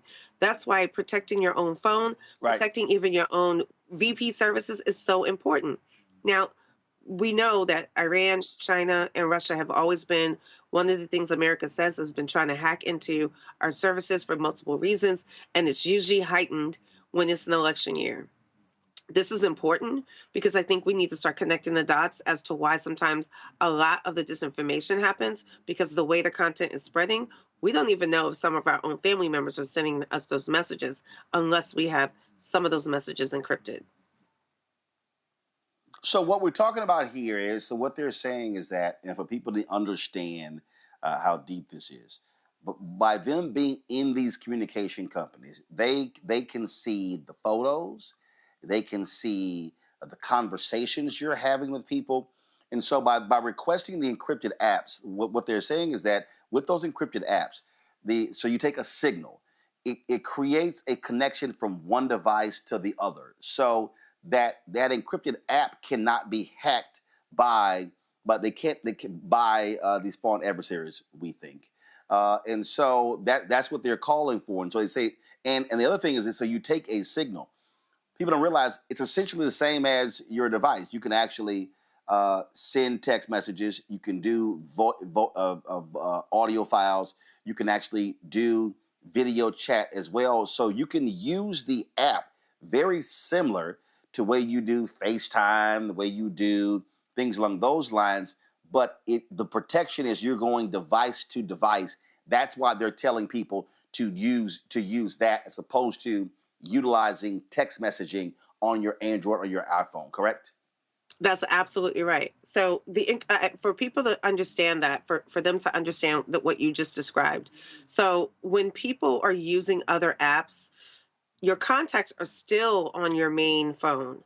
However, the people that you're exchanging information with, anything you're exchanging in that conversation, that is the only thing that can be shared between them. And once you delete them, once they're gone, if you need to get rid of them, there's no other record of them. With your phone, with the service, the record still is on their server. Even if you delete them, that doesn't mean it's deleted on the server. That's the difference. I'm hoping that people understand what that difference is. So if you delete the photos, you delete the text messages, it's on their server, and it's not. And so by them being able to hack, they can access whatever stuff you sent because it's still on the company server. Now, you mentioned VPN. Explain VPN. So, perfect example. I'm in a hotel here in the Bay Area. And I know I was in, and I've seen folk who use VPNs when they're accessing the internet. I remember I was in an Apple store, and I could tell this woman was in, and she is some form of security. She was getting her laptop, and they wanted to log on to the store's Wi-Fi, and she said absolutely not. And so she made them plug in with the Ethernet and use the VPN. So explain why. What does a VPN do? And is it a monthly cost? Where can you get a VPN? Explain that. Some VPNs do cost, and you can do a combination of VPNs that also have antivirus, that if anything is coming through, it can be scanned as it's happening. But yes, anything public, and this is something that is really important. It's not even a store, right? You go to Starbucks, you go to any place where they say free Wi-Fi, right? It's not that you can't use them, it's that you still need to have a service to protect yourself from that. Because if someone else is on that system, they have access to you too. And it's because it's public. So if you don't have anything to protect your system, other people will have access because it's a public system. All they have to do is log in. So Shireen, so explain how it works. So if I got a VPN and I'm somewhere and they got public Wi-Fi, how does that work? What do I do? Okay, so what happens So for example, I'm gonna make it simple. So for example, if I have a VPN on my web browser, like when I'm looking at something and I'm scrolling through something and I have a VPN, my VPN basically has a completely different IP address than my actual phone or my actual device. So even if someone discovers the IP or anything in between, they won't know or won't have access to my actual machine. It'll be a completely separate number that has no connection to my devices. That's what's different. If you keep it open and you have your original IP, that means that once you give your IP to that public service, they have your device IP, and you only have one IP for your device. If I come up with VPN numbers, I have different VPNs, but they're connected to my device, but they're not actually my device VPN. Got it. All right. Questions from my panel. Reese, you first. Yeah, I mean, if Signal and WhatsApp and all this stuff can't do that, why the hell can't the telecoms companies do that? Why we got to download a whole ass different app when shouldn't they have the same technology? Like, what's going on? That's what I'm trying to understand. So, Reese, I totally get the question, but like for them, right? It's them using all of their servers, and it's not that they don't have the access to like try to encrypt things, but the thing is, all of our data is on their servers. Like every one of us has a place on their servers, and if someone hacks one of their servers, has access to one of their servers, they have access to everyone on that server. So that's where the problem is. And I'm not trying to say that there's an easy answer to this, but it just simply is. As long as our data is going back and forth with that company, they only keep it on the server. Now, sometimes they will delete it over time, and they let you know that there's like 30 days they're going to delete this or delete that. You have no knowledge of that timeline, when they do it, when it happens, and all that space in between. So having a separate app ensures that no matter what they do, no matter what their decisions are, no matter who's working for them, because sometimes those hackers are inside, right? No matter who's working for them, you have a way to protect yourself and still be able to use the service, because we can't provide our own services. I mean, if I could provide my own telecom service, we wouldn't even be having this conversation. I mean, it would be that simple. All right, Greg. Thank you, Roland, and thank you, Ms. Mitchell. I greatly appreciate this, and thank you, Roland, for asking that question about VPN. I didn't know what VPN was. Last year, we go to Egypt every year with folk, take a study abroad there, and I was advised to get a VPN, so I did, and it worked flawlessly, and I keep it on now. I re-up to another year, keep it on all of my devices. I guess my question is that, having not had that kind of protection before, anytime that I've logged on publicly or, that access, it goes back to whatever data is on my device, right? So it doesn't really matter how far back it goes, correct? And also, one other thing, of course, there's been all this noise about banning TikTok and things like that, particularly for young people. I don't think that's going to happen. But, what in your mind is the worst case scenario in terms of these data breaches? I think that the worst case scenario for us as an individual or the government is what you're asking, Professor Carr? Well, I just want to make sure. Yeah. Both. I mean, for us, I just assume we out here butt naked in these cyber streets with no protection. But I'm thinking generally about, cyber warfare. I mean, what in your mind, like, what is the extent of damage that can be done in this kind of wild west of cyberspace? So I think that there's twofold. Like, do you remember when DC had their, certain agencies were hacked, and yes. Like there's a question, right? Remember that? Like even DC had that happen. Remember? Like that's Absolutely. The thing that we have to worry about. How much is that information that has been breached? Remember Equifax?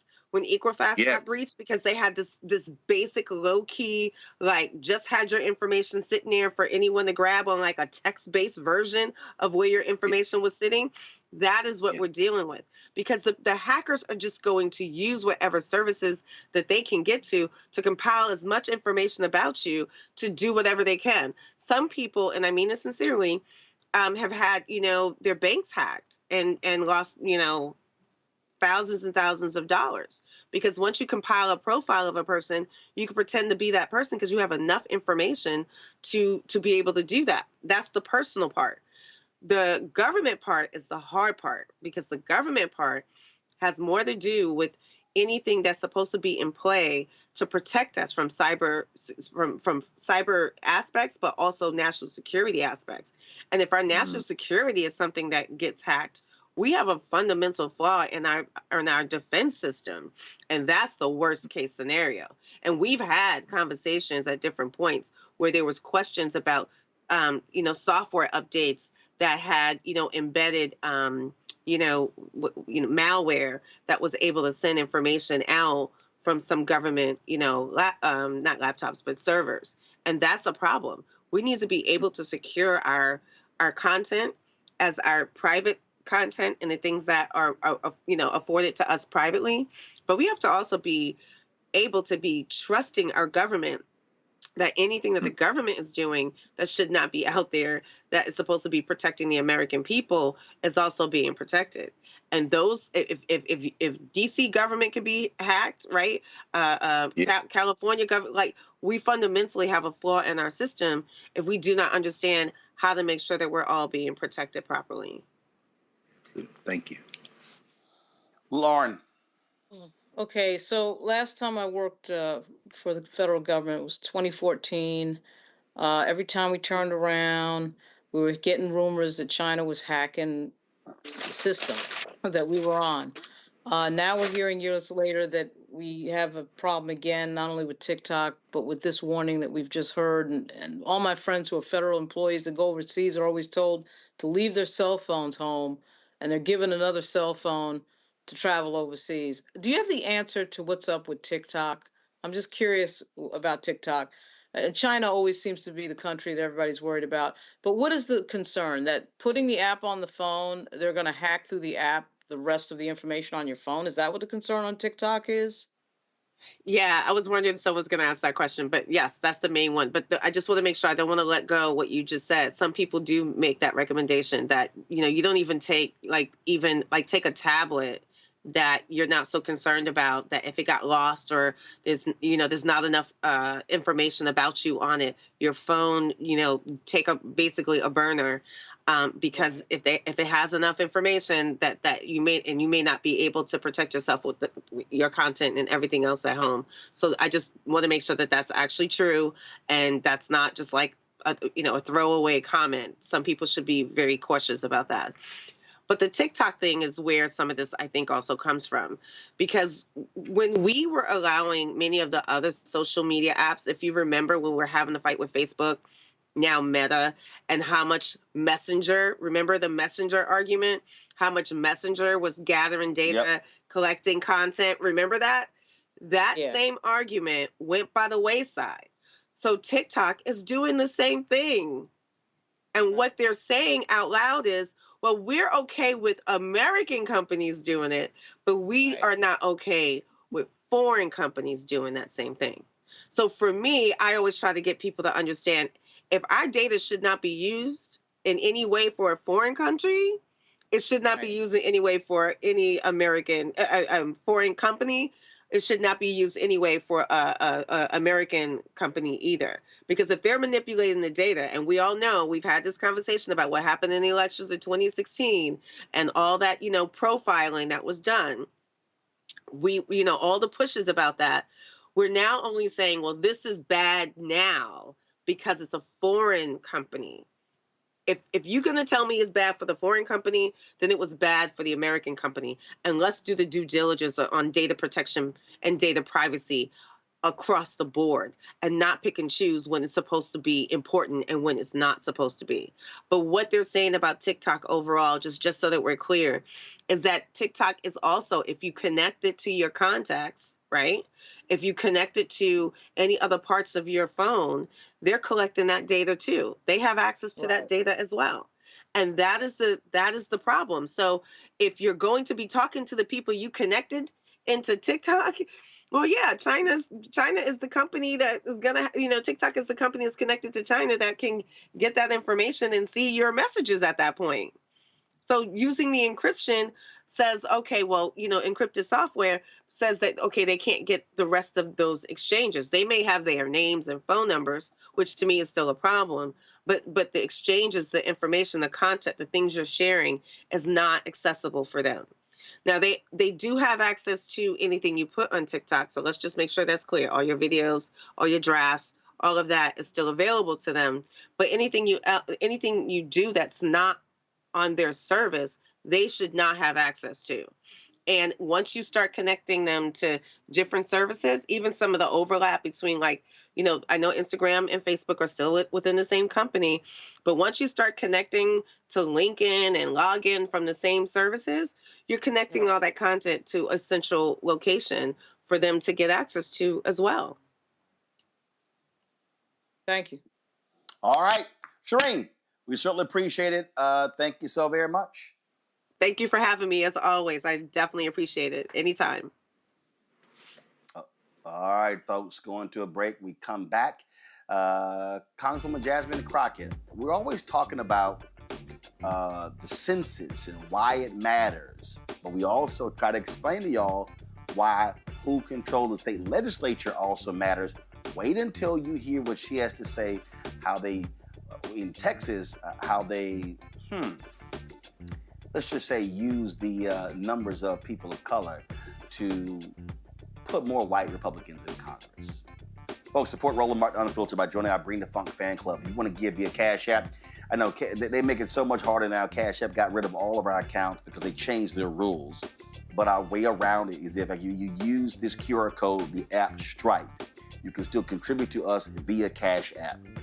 So just use this QR code, click the Cash App Pay button to contribute.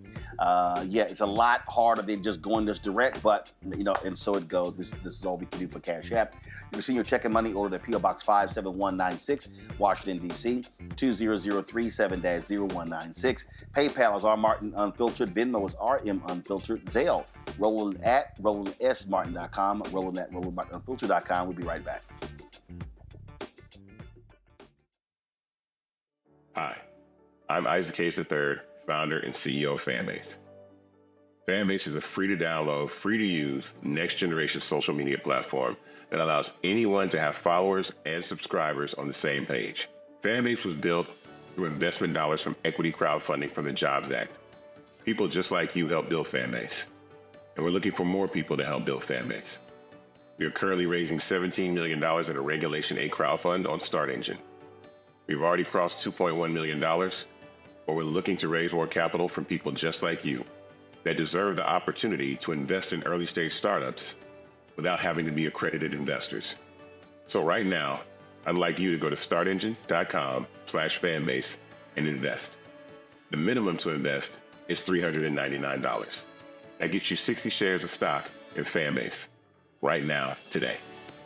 And then use Fanbase to connect with friends, grow your audience, and be you without limits.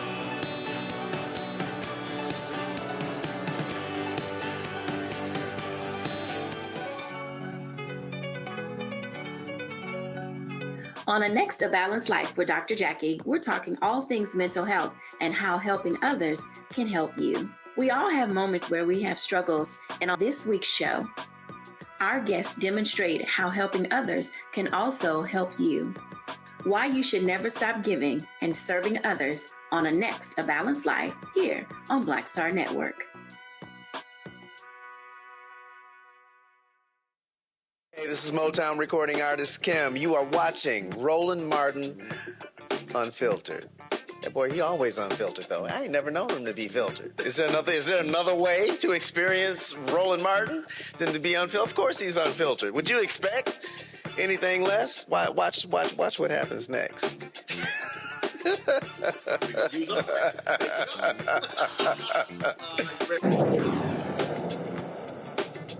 Good morning and happy 118th Founders Day to the Ice Cold Brothers of Alpha Phi Alpha Fraternity Incorporated. This is Governor Wes Moore, and I'm honored to celebrate this special day with each of you. Alpha has long been a guiding light in the fight for justice and freedom in our country, and no matter the challenge, whether we find ourselves in the fell clutch of circumstance, under the bludgeonings of chance, we have not winced nor cried aloud. Alpha men have always stepped up to the moment. And today, we celebrate our beloved jewels. To the brothers of the mighty, mighty, mighty, mighty, mighty, mighty Mac, thank you. Thanks for your leadership and service in honor of our jewels, our ritual, and the banner of Alpha Phi Alpha. Your work continues to make Maryland a better state. Happy 118th Founders Day, y'all.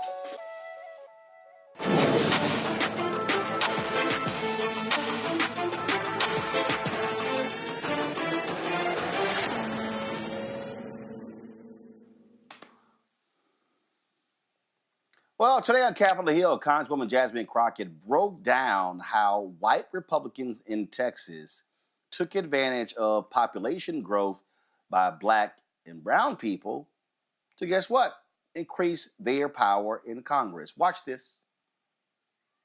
It is interesting that we're having this hearing, and I know one thing that I have learned so far is that while freshman orientation just ended, we need a course on what the census is for, because we have people sitting in Congress and have no idea what the census is for. And so I do appreciate that you have talked about what the funding is for, but it seems like my colleagues really want to zero in on southern states. So let's talk about Texas for a second.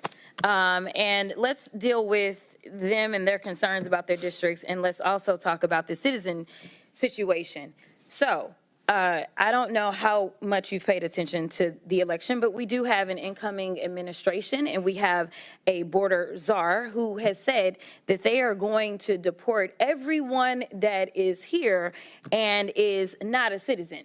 They are planning to do mass deportations. In fact, in the state of Texas, our commissioner has offered up land so that they can put these camps there and send people out of our country. Now, if you start asking people, are you a citizen or not, and they're living in a home and somebody's threatening to go in and raid homes and take everybody out and send them back to wherever they came from, I mean, I would imagine that that may make people say, never mind, I'm not going to fill this out. But I mean, has that been your finding or no? We have conducted research that shows that there can be selective inclusion of individuals who reside in a residence because Exactly, because you've got the federal government that is asking this question, and it's the same federal government that is threatening to go and yank people out of their schools, their homes, and things like that. And then we just had a conversation where we were talking about how many voters. Listen, when you're counting people, you're not just counting voters. You count children, don't you? Correct. You count a lot of people that aren't necessarily voters, and I want to make sure that we really get to the nitty-gritty on Texas, because this is hilarious to me. Texas added 2 seats. In 2020, according to the census, and we know that there was a significant undercount, specifically in Texas for a combination of reasons, but we know that specifically Texas added 4 million people. Of those 4 million people, do you want to take a guess at how many were Anglos? Just a guess. I'd say a majority. 180,000. That's it, of 4 million. 95% of the people that were added, and we know that when it comes to minority populations, they tend to be undercounted. So get this, we added 4 million people. They were people of color. Texas got 2 new seats. So they took those black and brown and Asian bodies, and guess what? Do you think that we got a new black, brown, or Asian seat? Somehow, the way that they do their Republican math in the state of Texas, that amounted to 2 new white seats. Guess what? White Republican seats. We got 2 new Republican seats out of 4 million people of color. So let me tell you, they love to use our bodies to apportion us in an inaccurate way. All right, so when we talk about our districts, I also want to talk about something that Texas is taking advantage of that I've worked on a lot. In fact, I did legislation on. It is called prison gerrymandering. I don't know if you are familiar with it. I'm familiar. But here is the reality.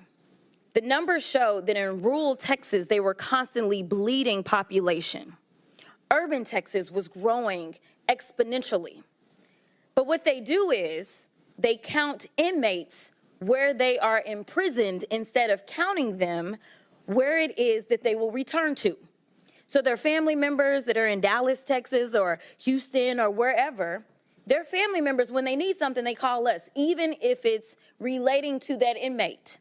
But somehow rural Texas is getting better roads than they probably deserve because they're counting those inmates that are not driving on those roads. They're counting those inmates that are not using their hospitals. They're counting those inmates whose children are not attending their schools because of prison gerrymandering. So again, Republicans are really good about using black and brown bodies, because I can also tell you that the numbers are clear that we have a black and brown incarceration issue, not just in Texas, but in this country.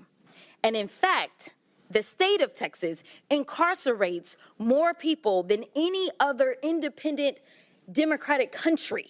That is how bad our incarceration is just in the state of Texas.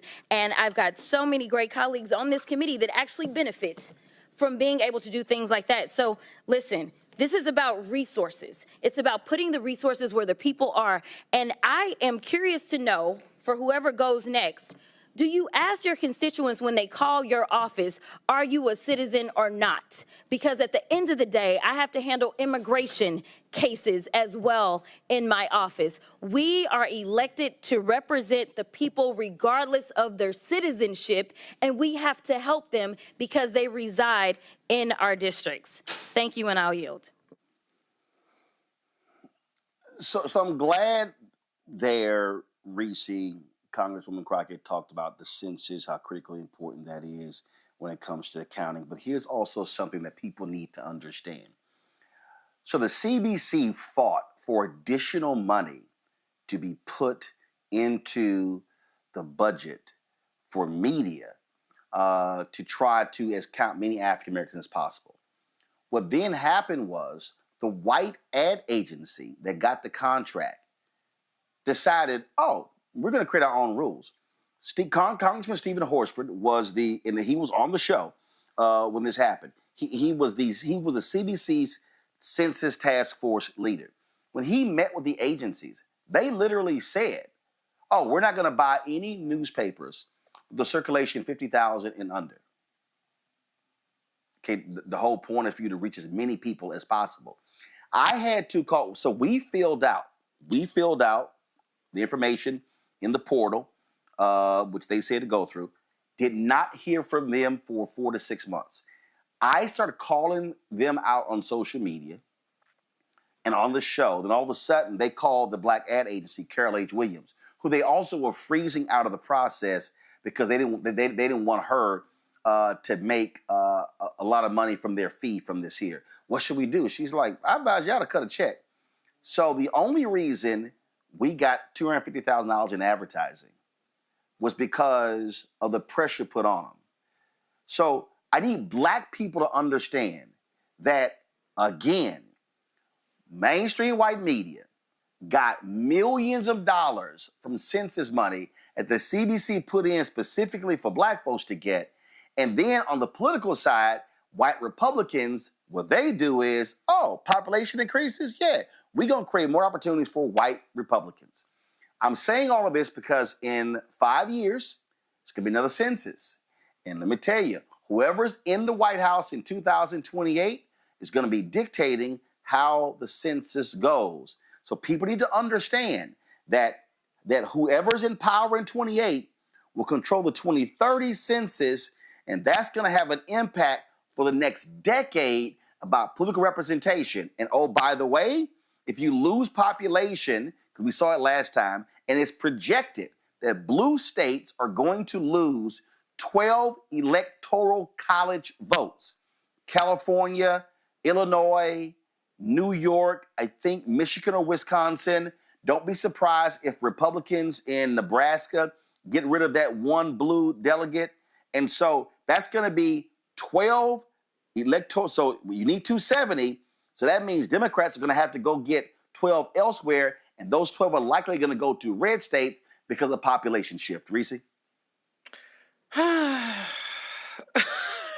This is why the deck is so stacked, and this is why we continue to come up short, because they're playing 10-dimensional chess, child, and we still at checkers.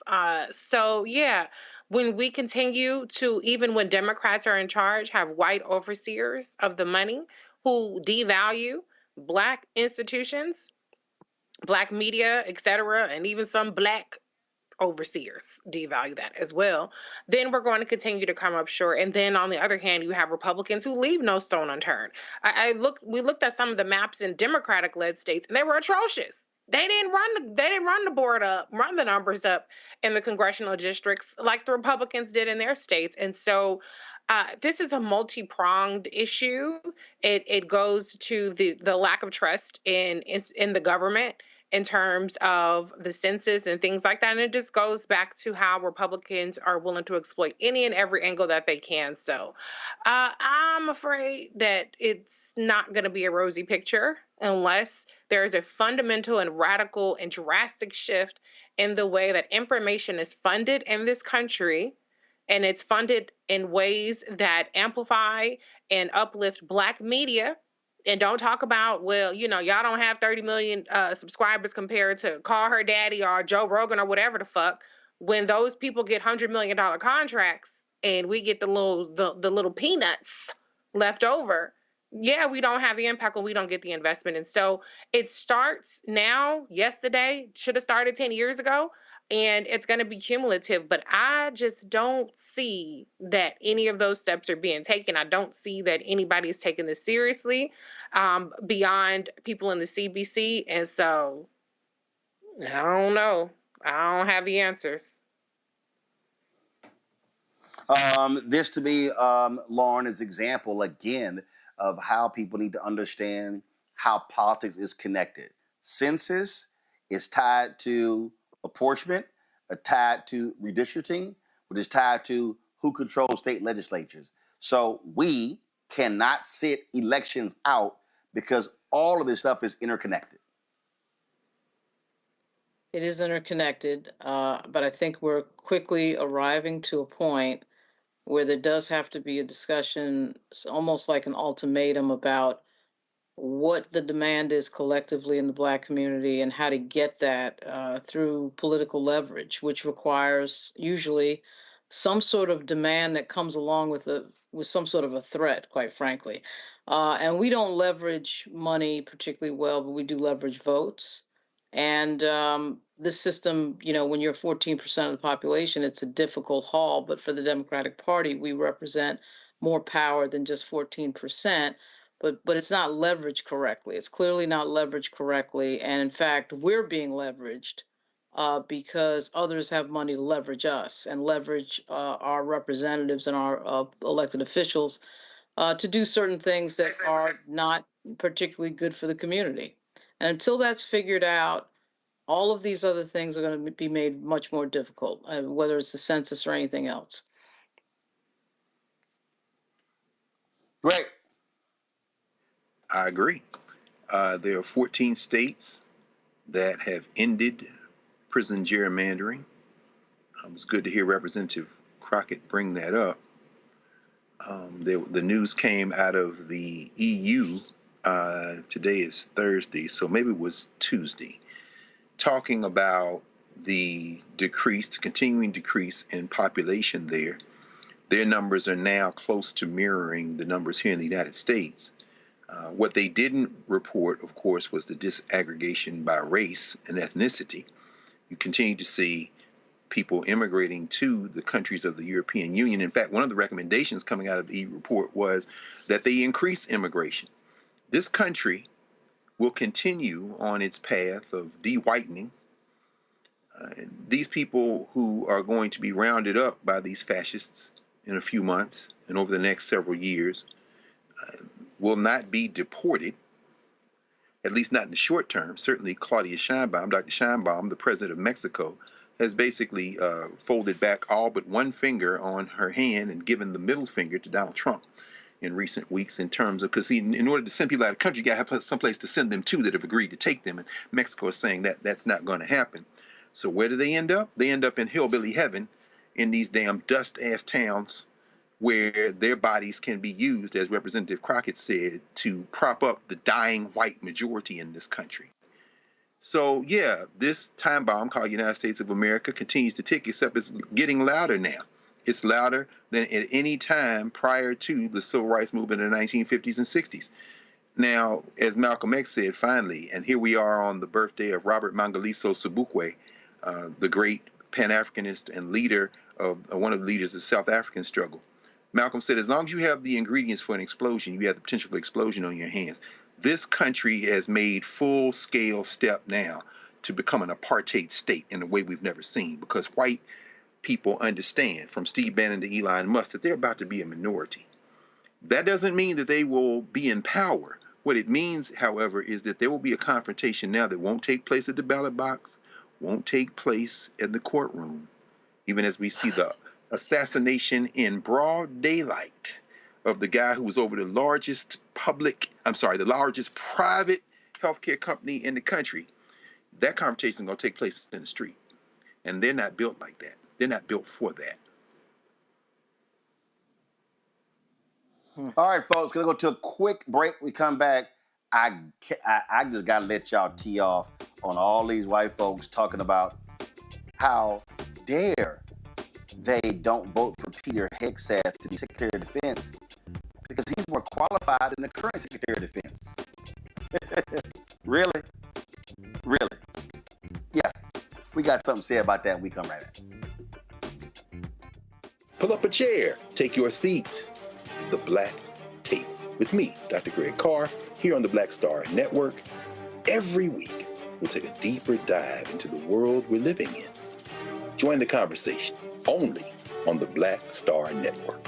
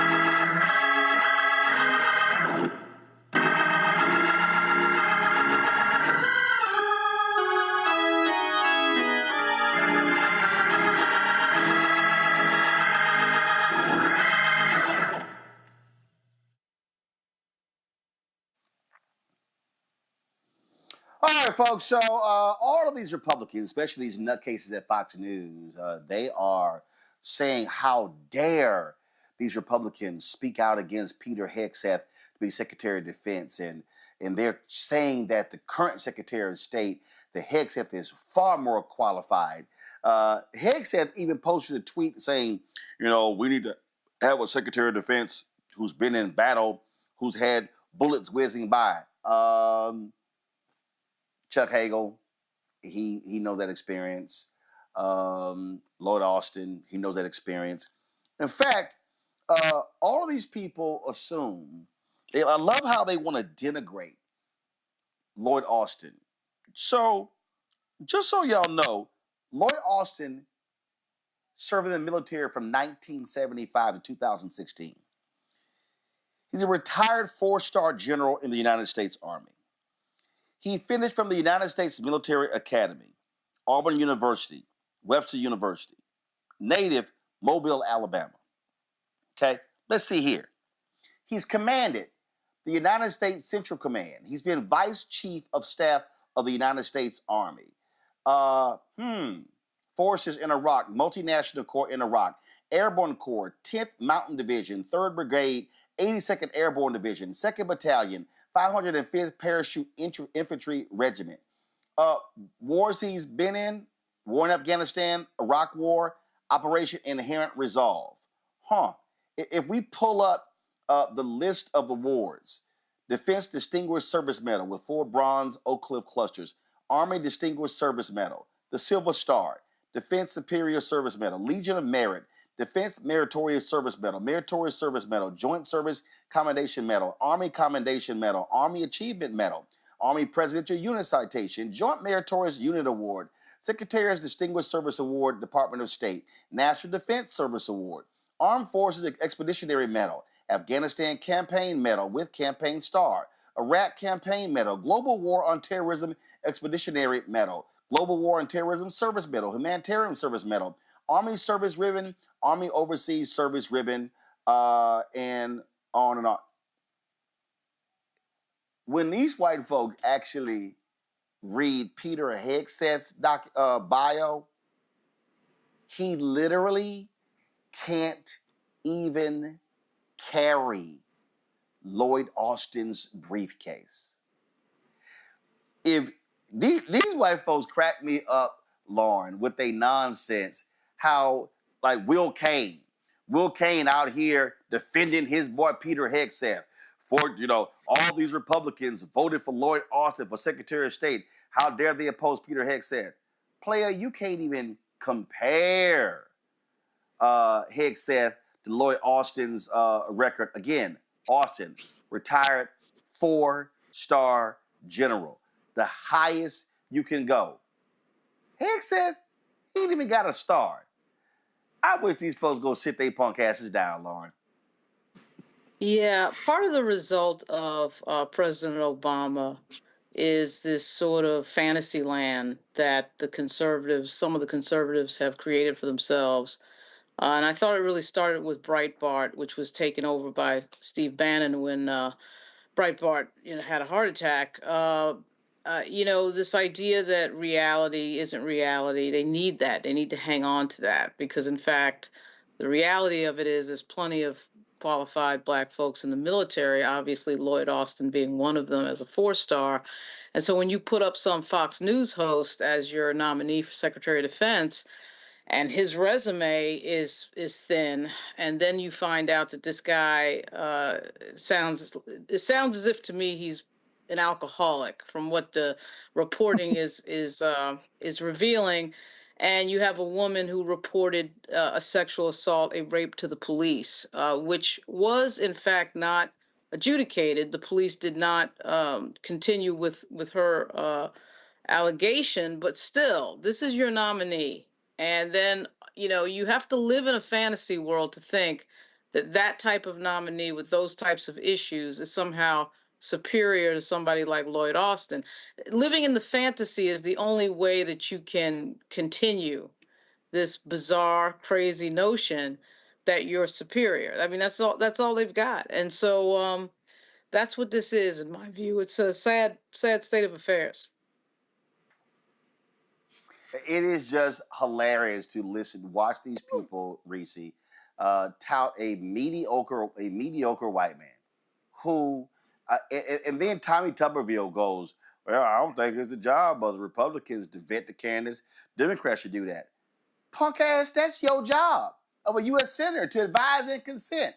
These people are a joke. They do not mind. They love touting mediocrity when it comes to white folks, but they want to call anybody Black dumb, ignorant, and a DEI hire. Well, it's the white math. The white math puts a deviant, degenerate, incompetent, stupid motherfucker who has all kind of out of wedlock babies, multiple marriages, ain't been able to keep his dick in his pants, not even one time he was married, okay? A person who can't even manage a slush fund with 10 measly ass employees. A person who could not manage the funds. He can't manage his alcohol intake, can't manage his personal conduct, who had to have his mama, like a little bitch, sit up there and go on TV and defend him. Imagine Lloyd Austin, grown big ass, calling in his mama to make calls on his defense. And Peter Hegseth, who got dogged out by his mama for being what she said was womanizing and an abuser. Now she coming back in reverse, of course, calling him a patriot. It must be the white man that in your mind allows you to think there's any kind of equivalence, that they're even in the same realm. They wouldn't be allowed in the same rooms, skiffs or otherwise, not the same child lines, nothing.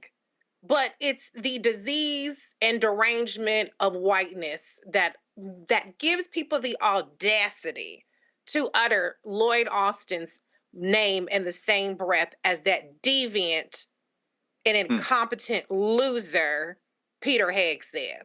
There's absolutely no reason why that man should be confirmed if they even get to a confirmation process. And we know these hoes ain't loyal Donald Trump when it comes to people. He already shopping around for a new defense secretary. So all this groveling and all of this cover that these Republicans are giving Peter Hegseth, or Pete, I don't even know if his name is Peter. I'm going to call him Peter because he seemed like a little Peter.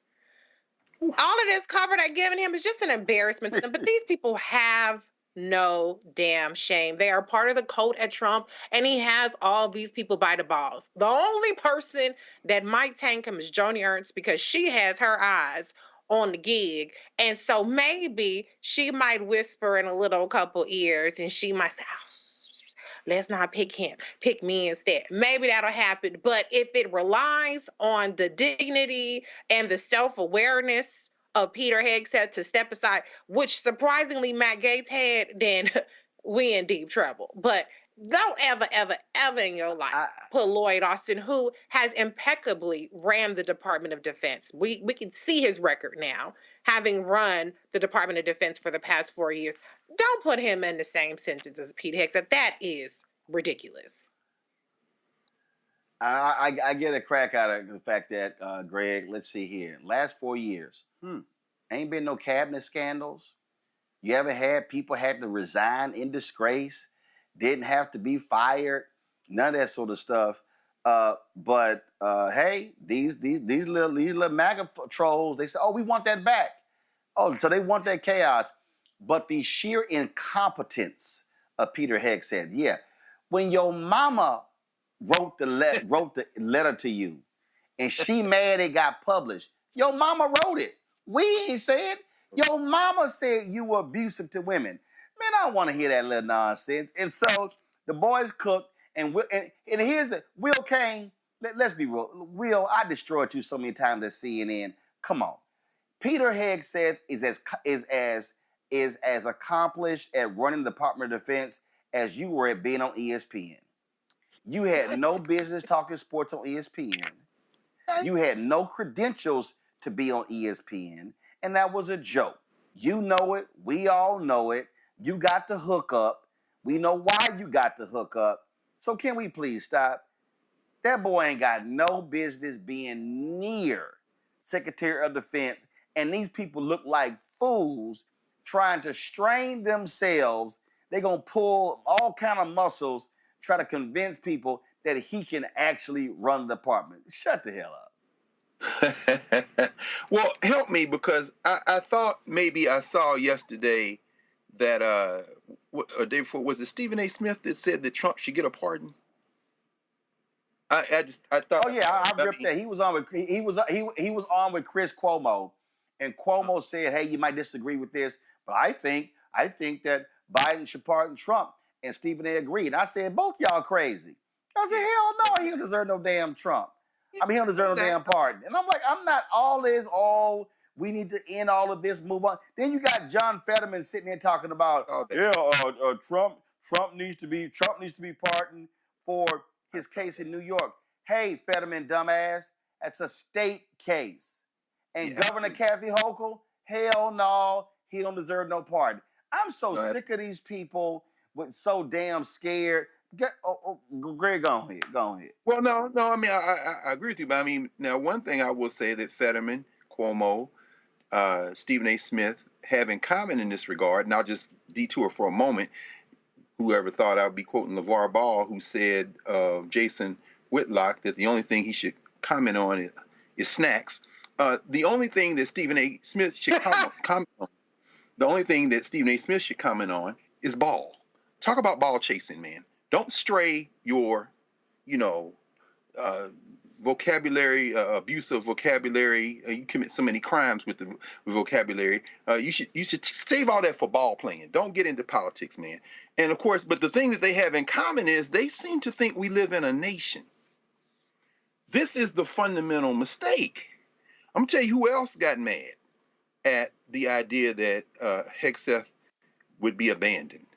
Steve Bannon, yesterday from his row house in the shadow of Capitol Hill, on his War Room podcast, mad as hell at Trump and them, saying Mar-a-Lago needs to get its act together. Do not abandon. And I don't know whether it's Peter or Pete either, Reese, but he said Pete. He said, don't abandon Pete. Don't abandon Pete. Because, and this is the fundamental issue, abusing women, sexual assault, complete and thorough incompetence, alcoholism, these are not detriments. They are qualifications. The objective that Bannon has is to destroy the government.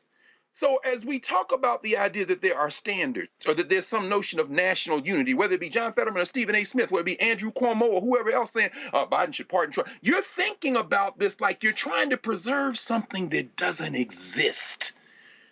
Just like the deficits that are going to explode when the Republicans give all this money to their billionaire friends and then the Democrats get back in office and try to fix it. You're trying to fix something. You're moving against a force that does not want it to be fixed. Steve Bannon, finally, is angry because these nominations are for people who will literally, if you can't destroy the Department of Education, you put WWF slap wrestler in to starve it to death, to take away its staff. If you can't destroy the folks over, whether it be the Department of Commerce or whether it be the folks who are going to control Bitcoin, the news breaking now that they're going to not have Bitcoin be regulated at all. They want the chaos because the chaos will allow them to steal with impunity.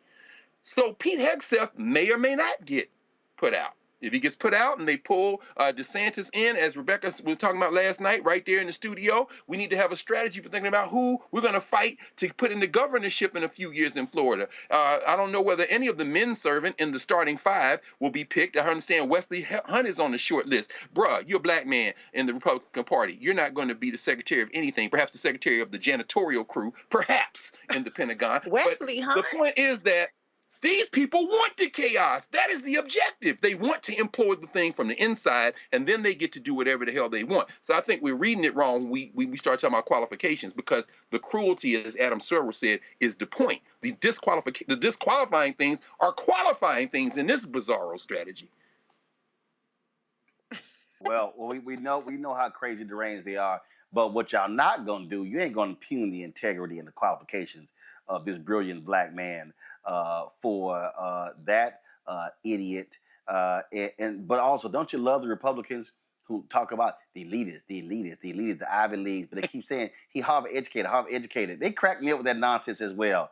Now, Peter, gone back with your 4-5 wives, gone back with your drinking, because guess what? You ain't going to be Secretary of Defense. And Will Cain, you're embarrassing yourself riding for your boy. But it ain't going to happen. Just letting y'all know it ain't going to happen. Lauren, Reese, Greg, I appreciate it. Thanks a bunch. Folks, y'all, I'm here to speak tomorrow at the private memorial service for Frankie Beverly. Tomorrow would have been his 78th birthday. But right now, I'm headed to go see, just my luck. I come to the Bay Area. I hit some friends. They say, hey, we got an extra ticket to the Warriors games. And they happen to be playing my Houston Rockets. So that's just perfect. So I'm about to head on out. I'm going to say hey to Steph Curry and my H-Town folks. Folks, we appreciate y'all watching the show.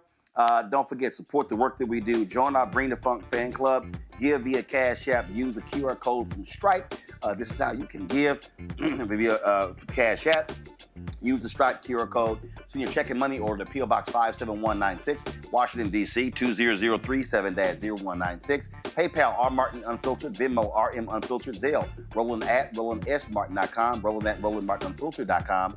Also, be sure to download the Black Star Network app, Apple phone, Android phone, Apple TV, Android TV, Roku, Amazon Fire TV, Xbox One, Samsung Smart TV. Be sure to get a copy of my book, White Fear, How the Browning of America is Making White Folks Lose Their Minds. Available at bookstores nationwide. Get the audio version that I read on Audible. And get our latest shirt. Folks, go to blackstarnetwork.com, RolandMartinUnfiltered.com. Don't blame me. I voted for the black woman. You can also go direct for that other merchandise, RolandMartin.creator-spring.com, or use the QR code as well. Folks, I'm going to see y'all tomorrow. Have a great one. Holla! I'll be an alpha man until the day I die. I said, zoom, zoom, zoom. My brother, I love my black and gold. I got the fever down in my body, that fever down in my soul, that alpha fever.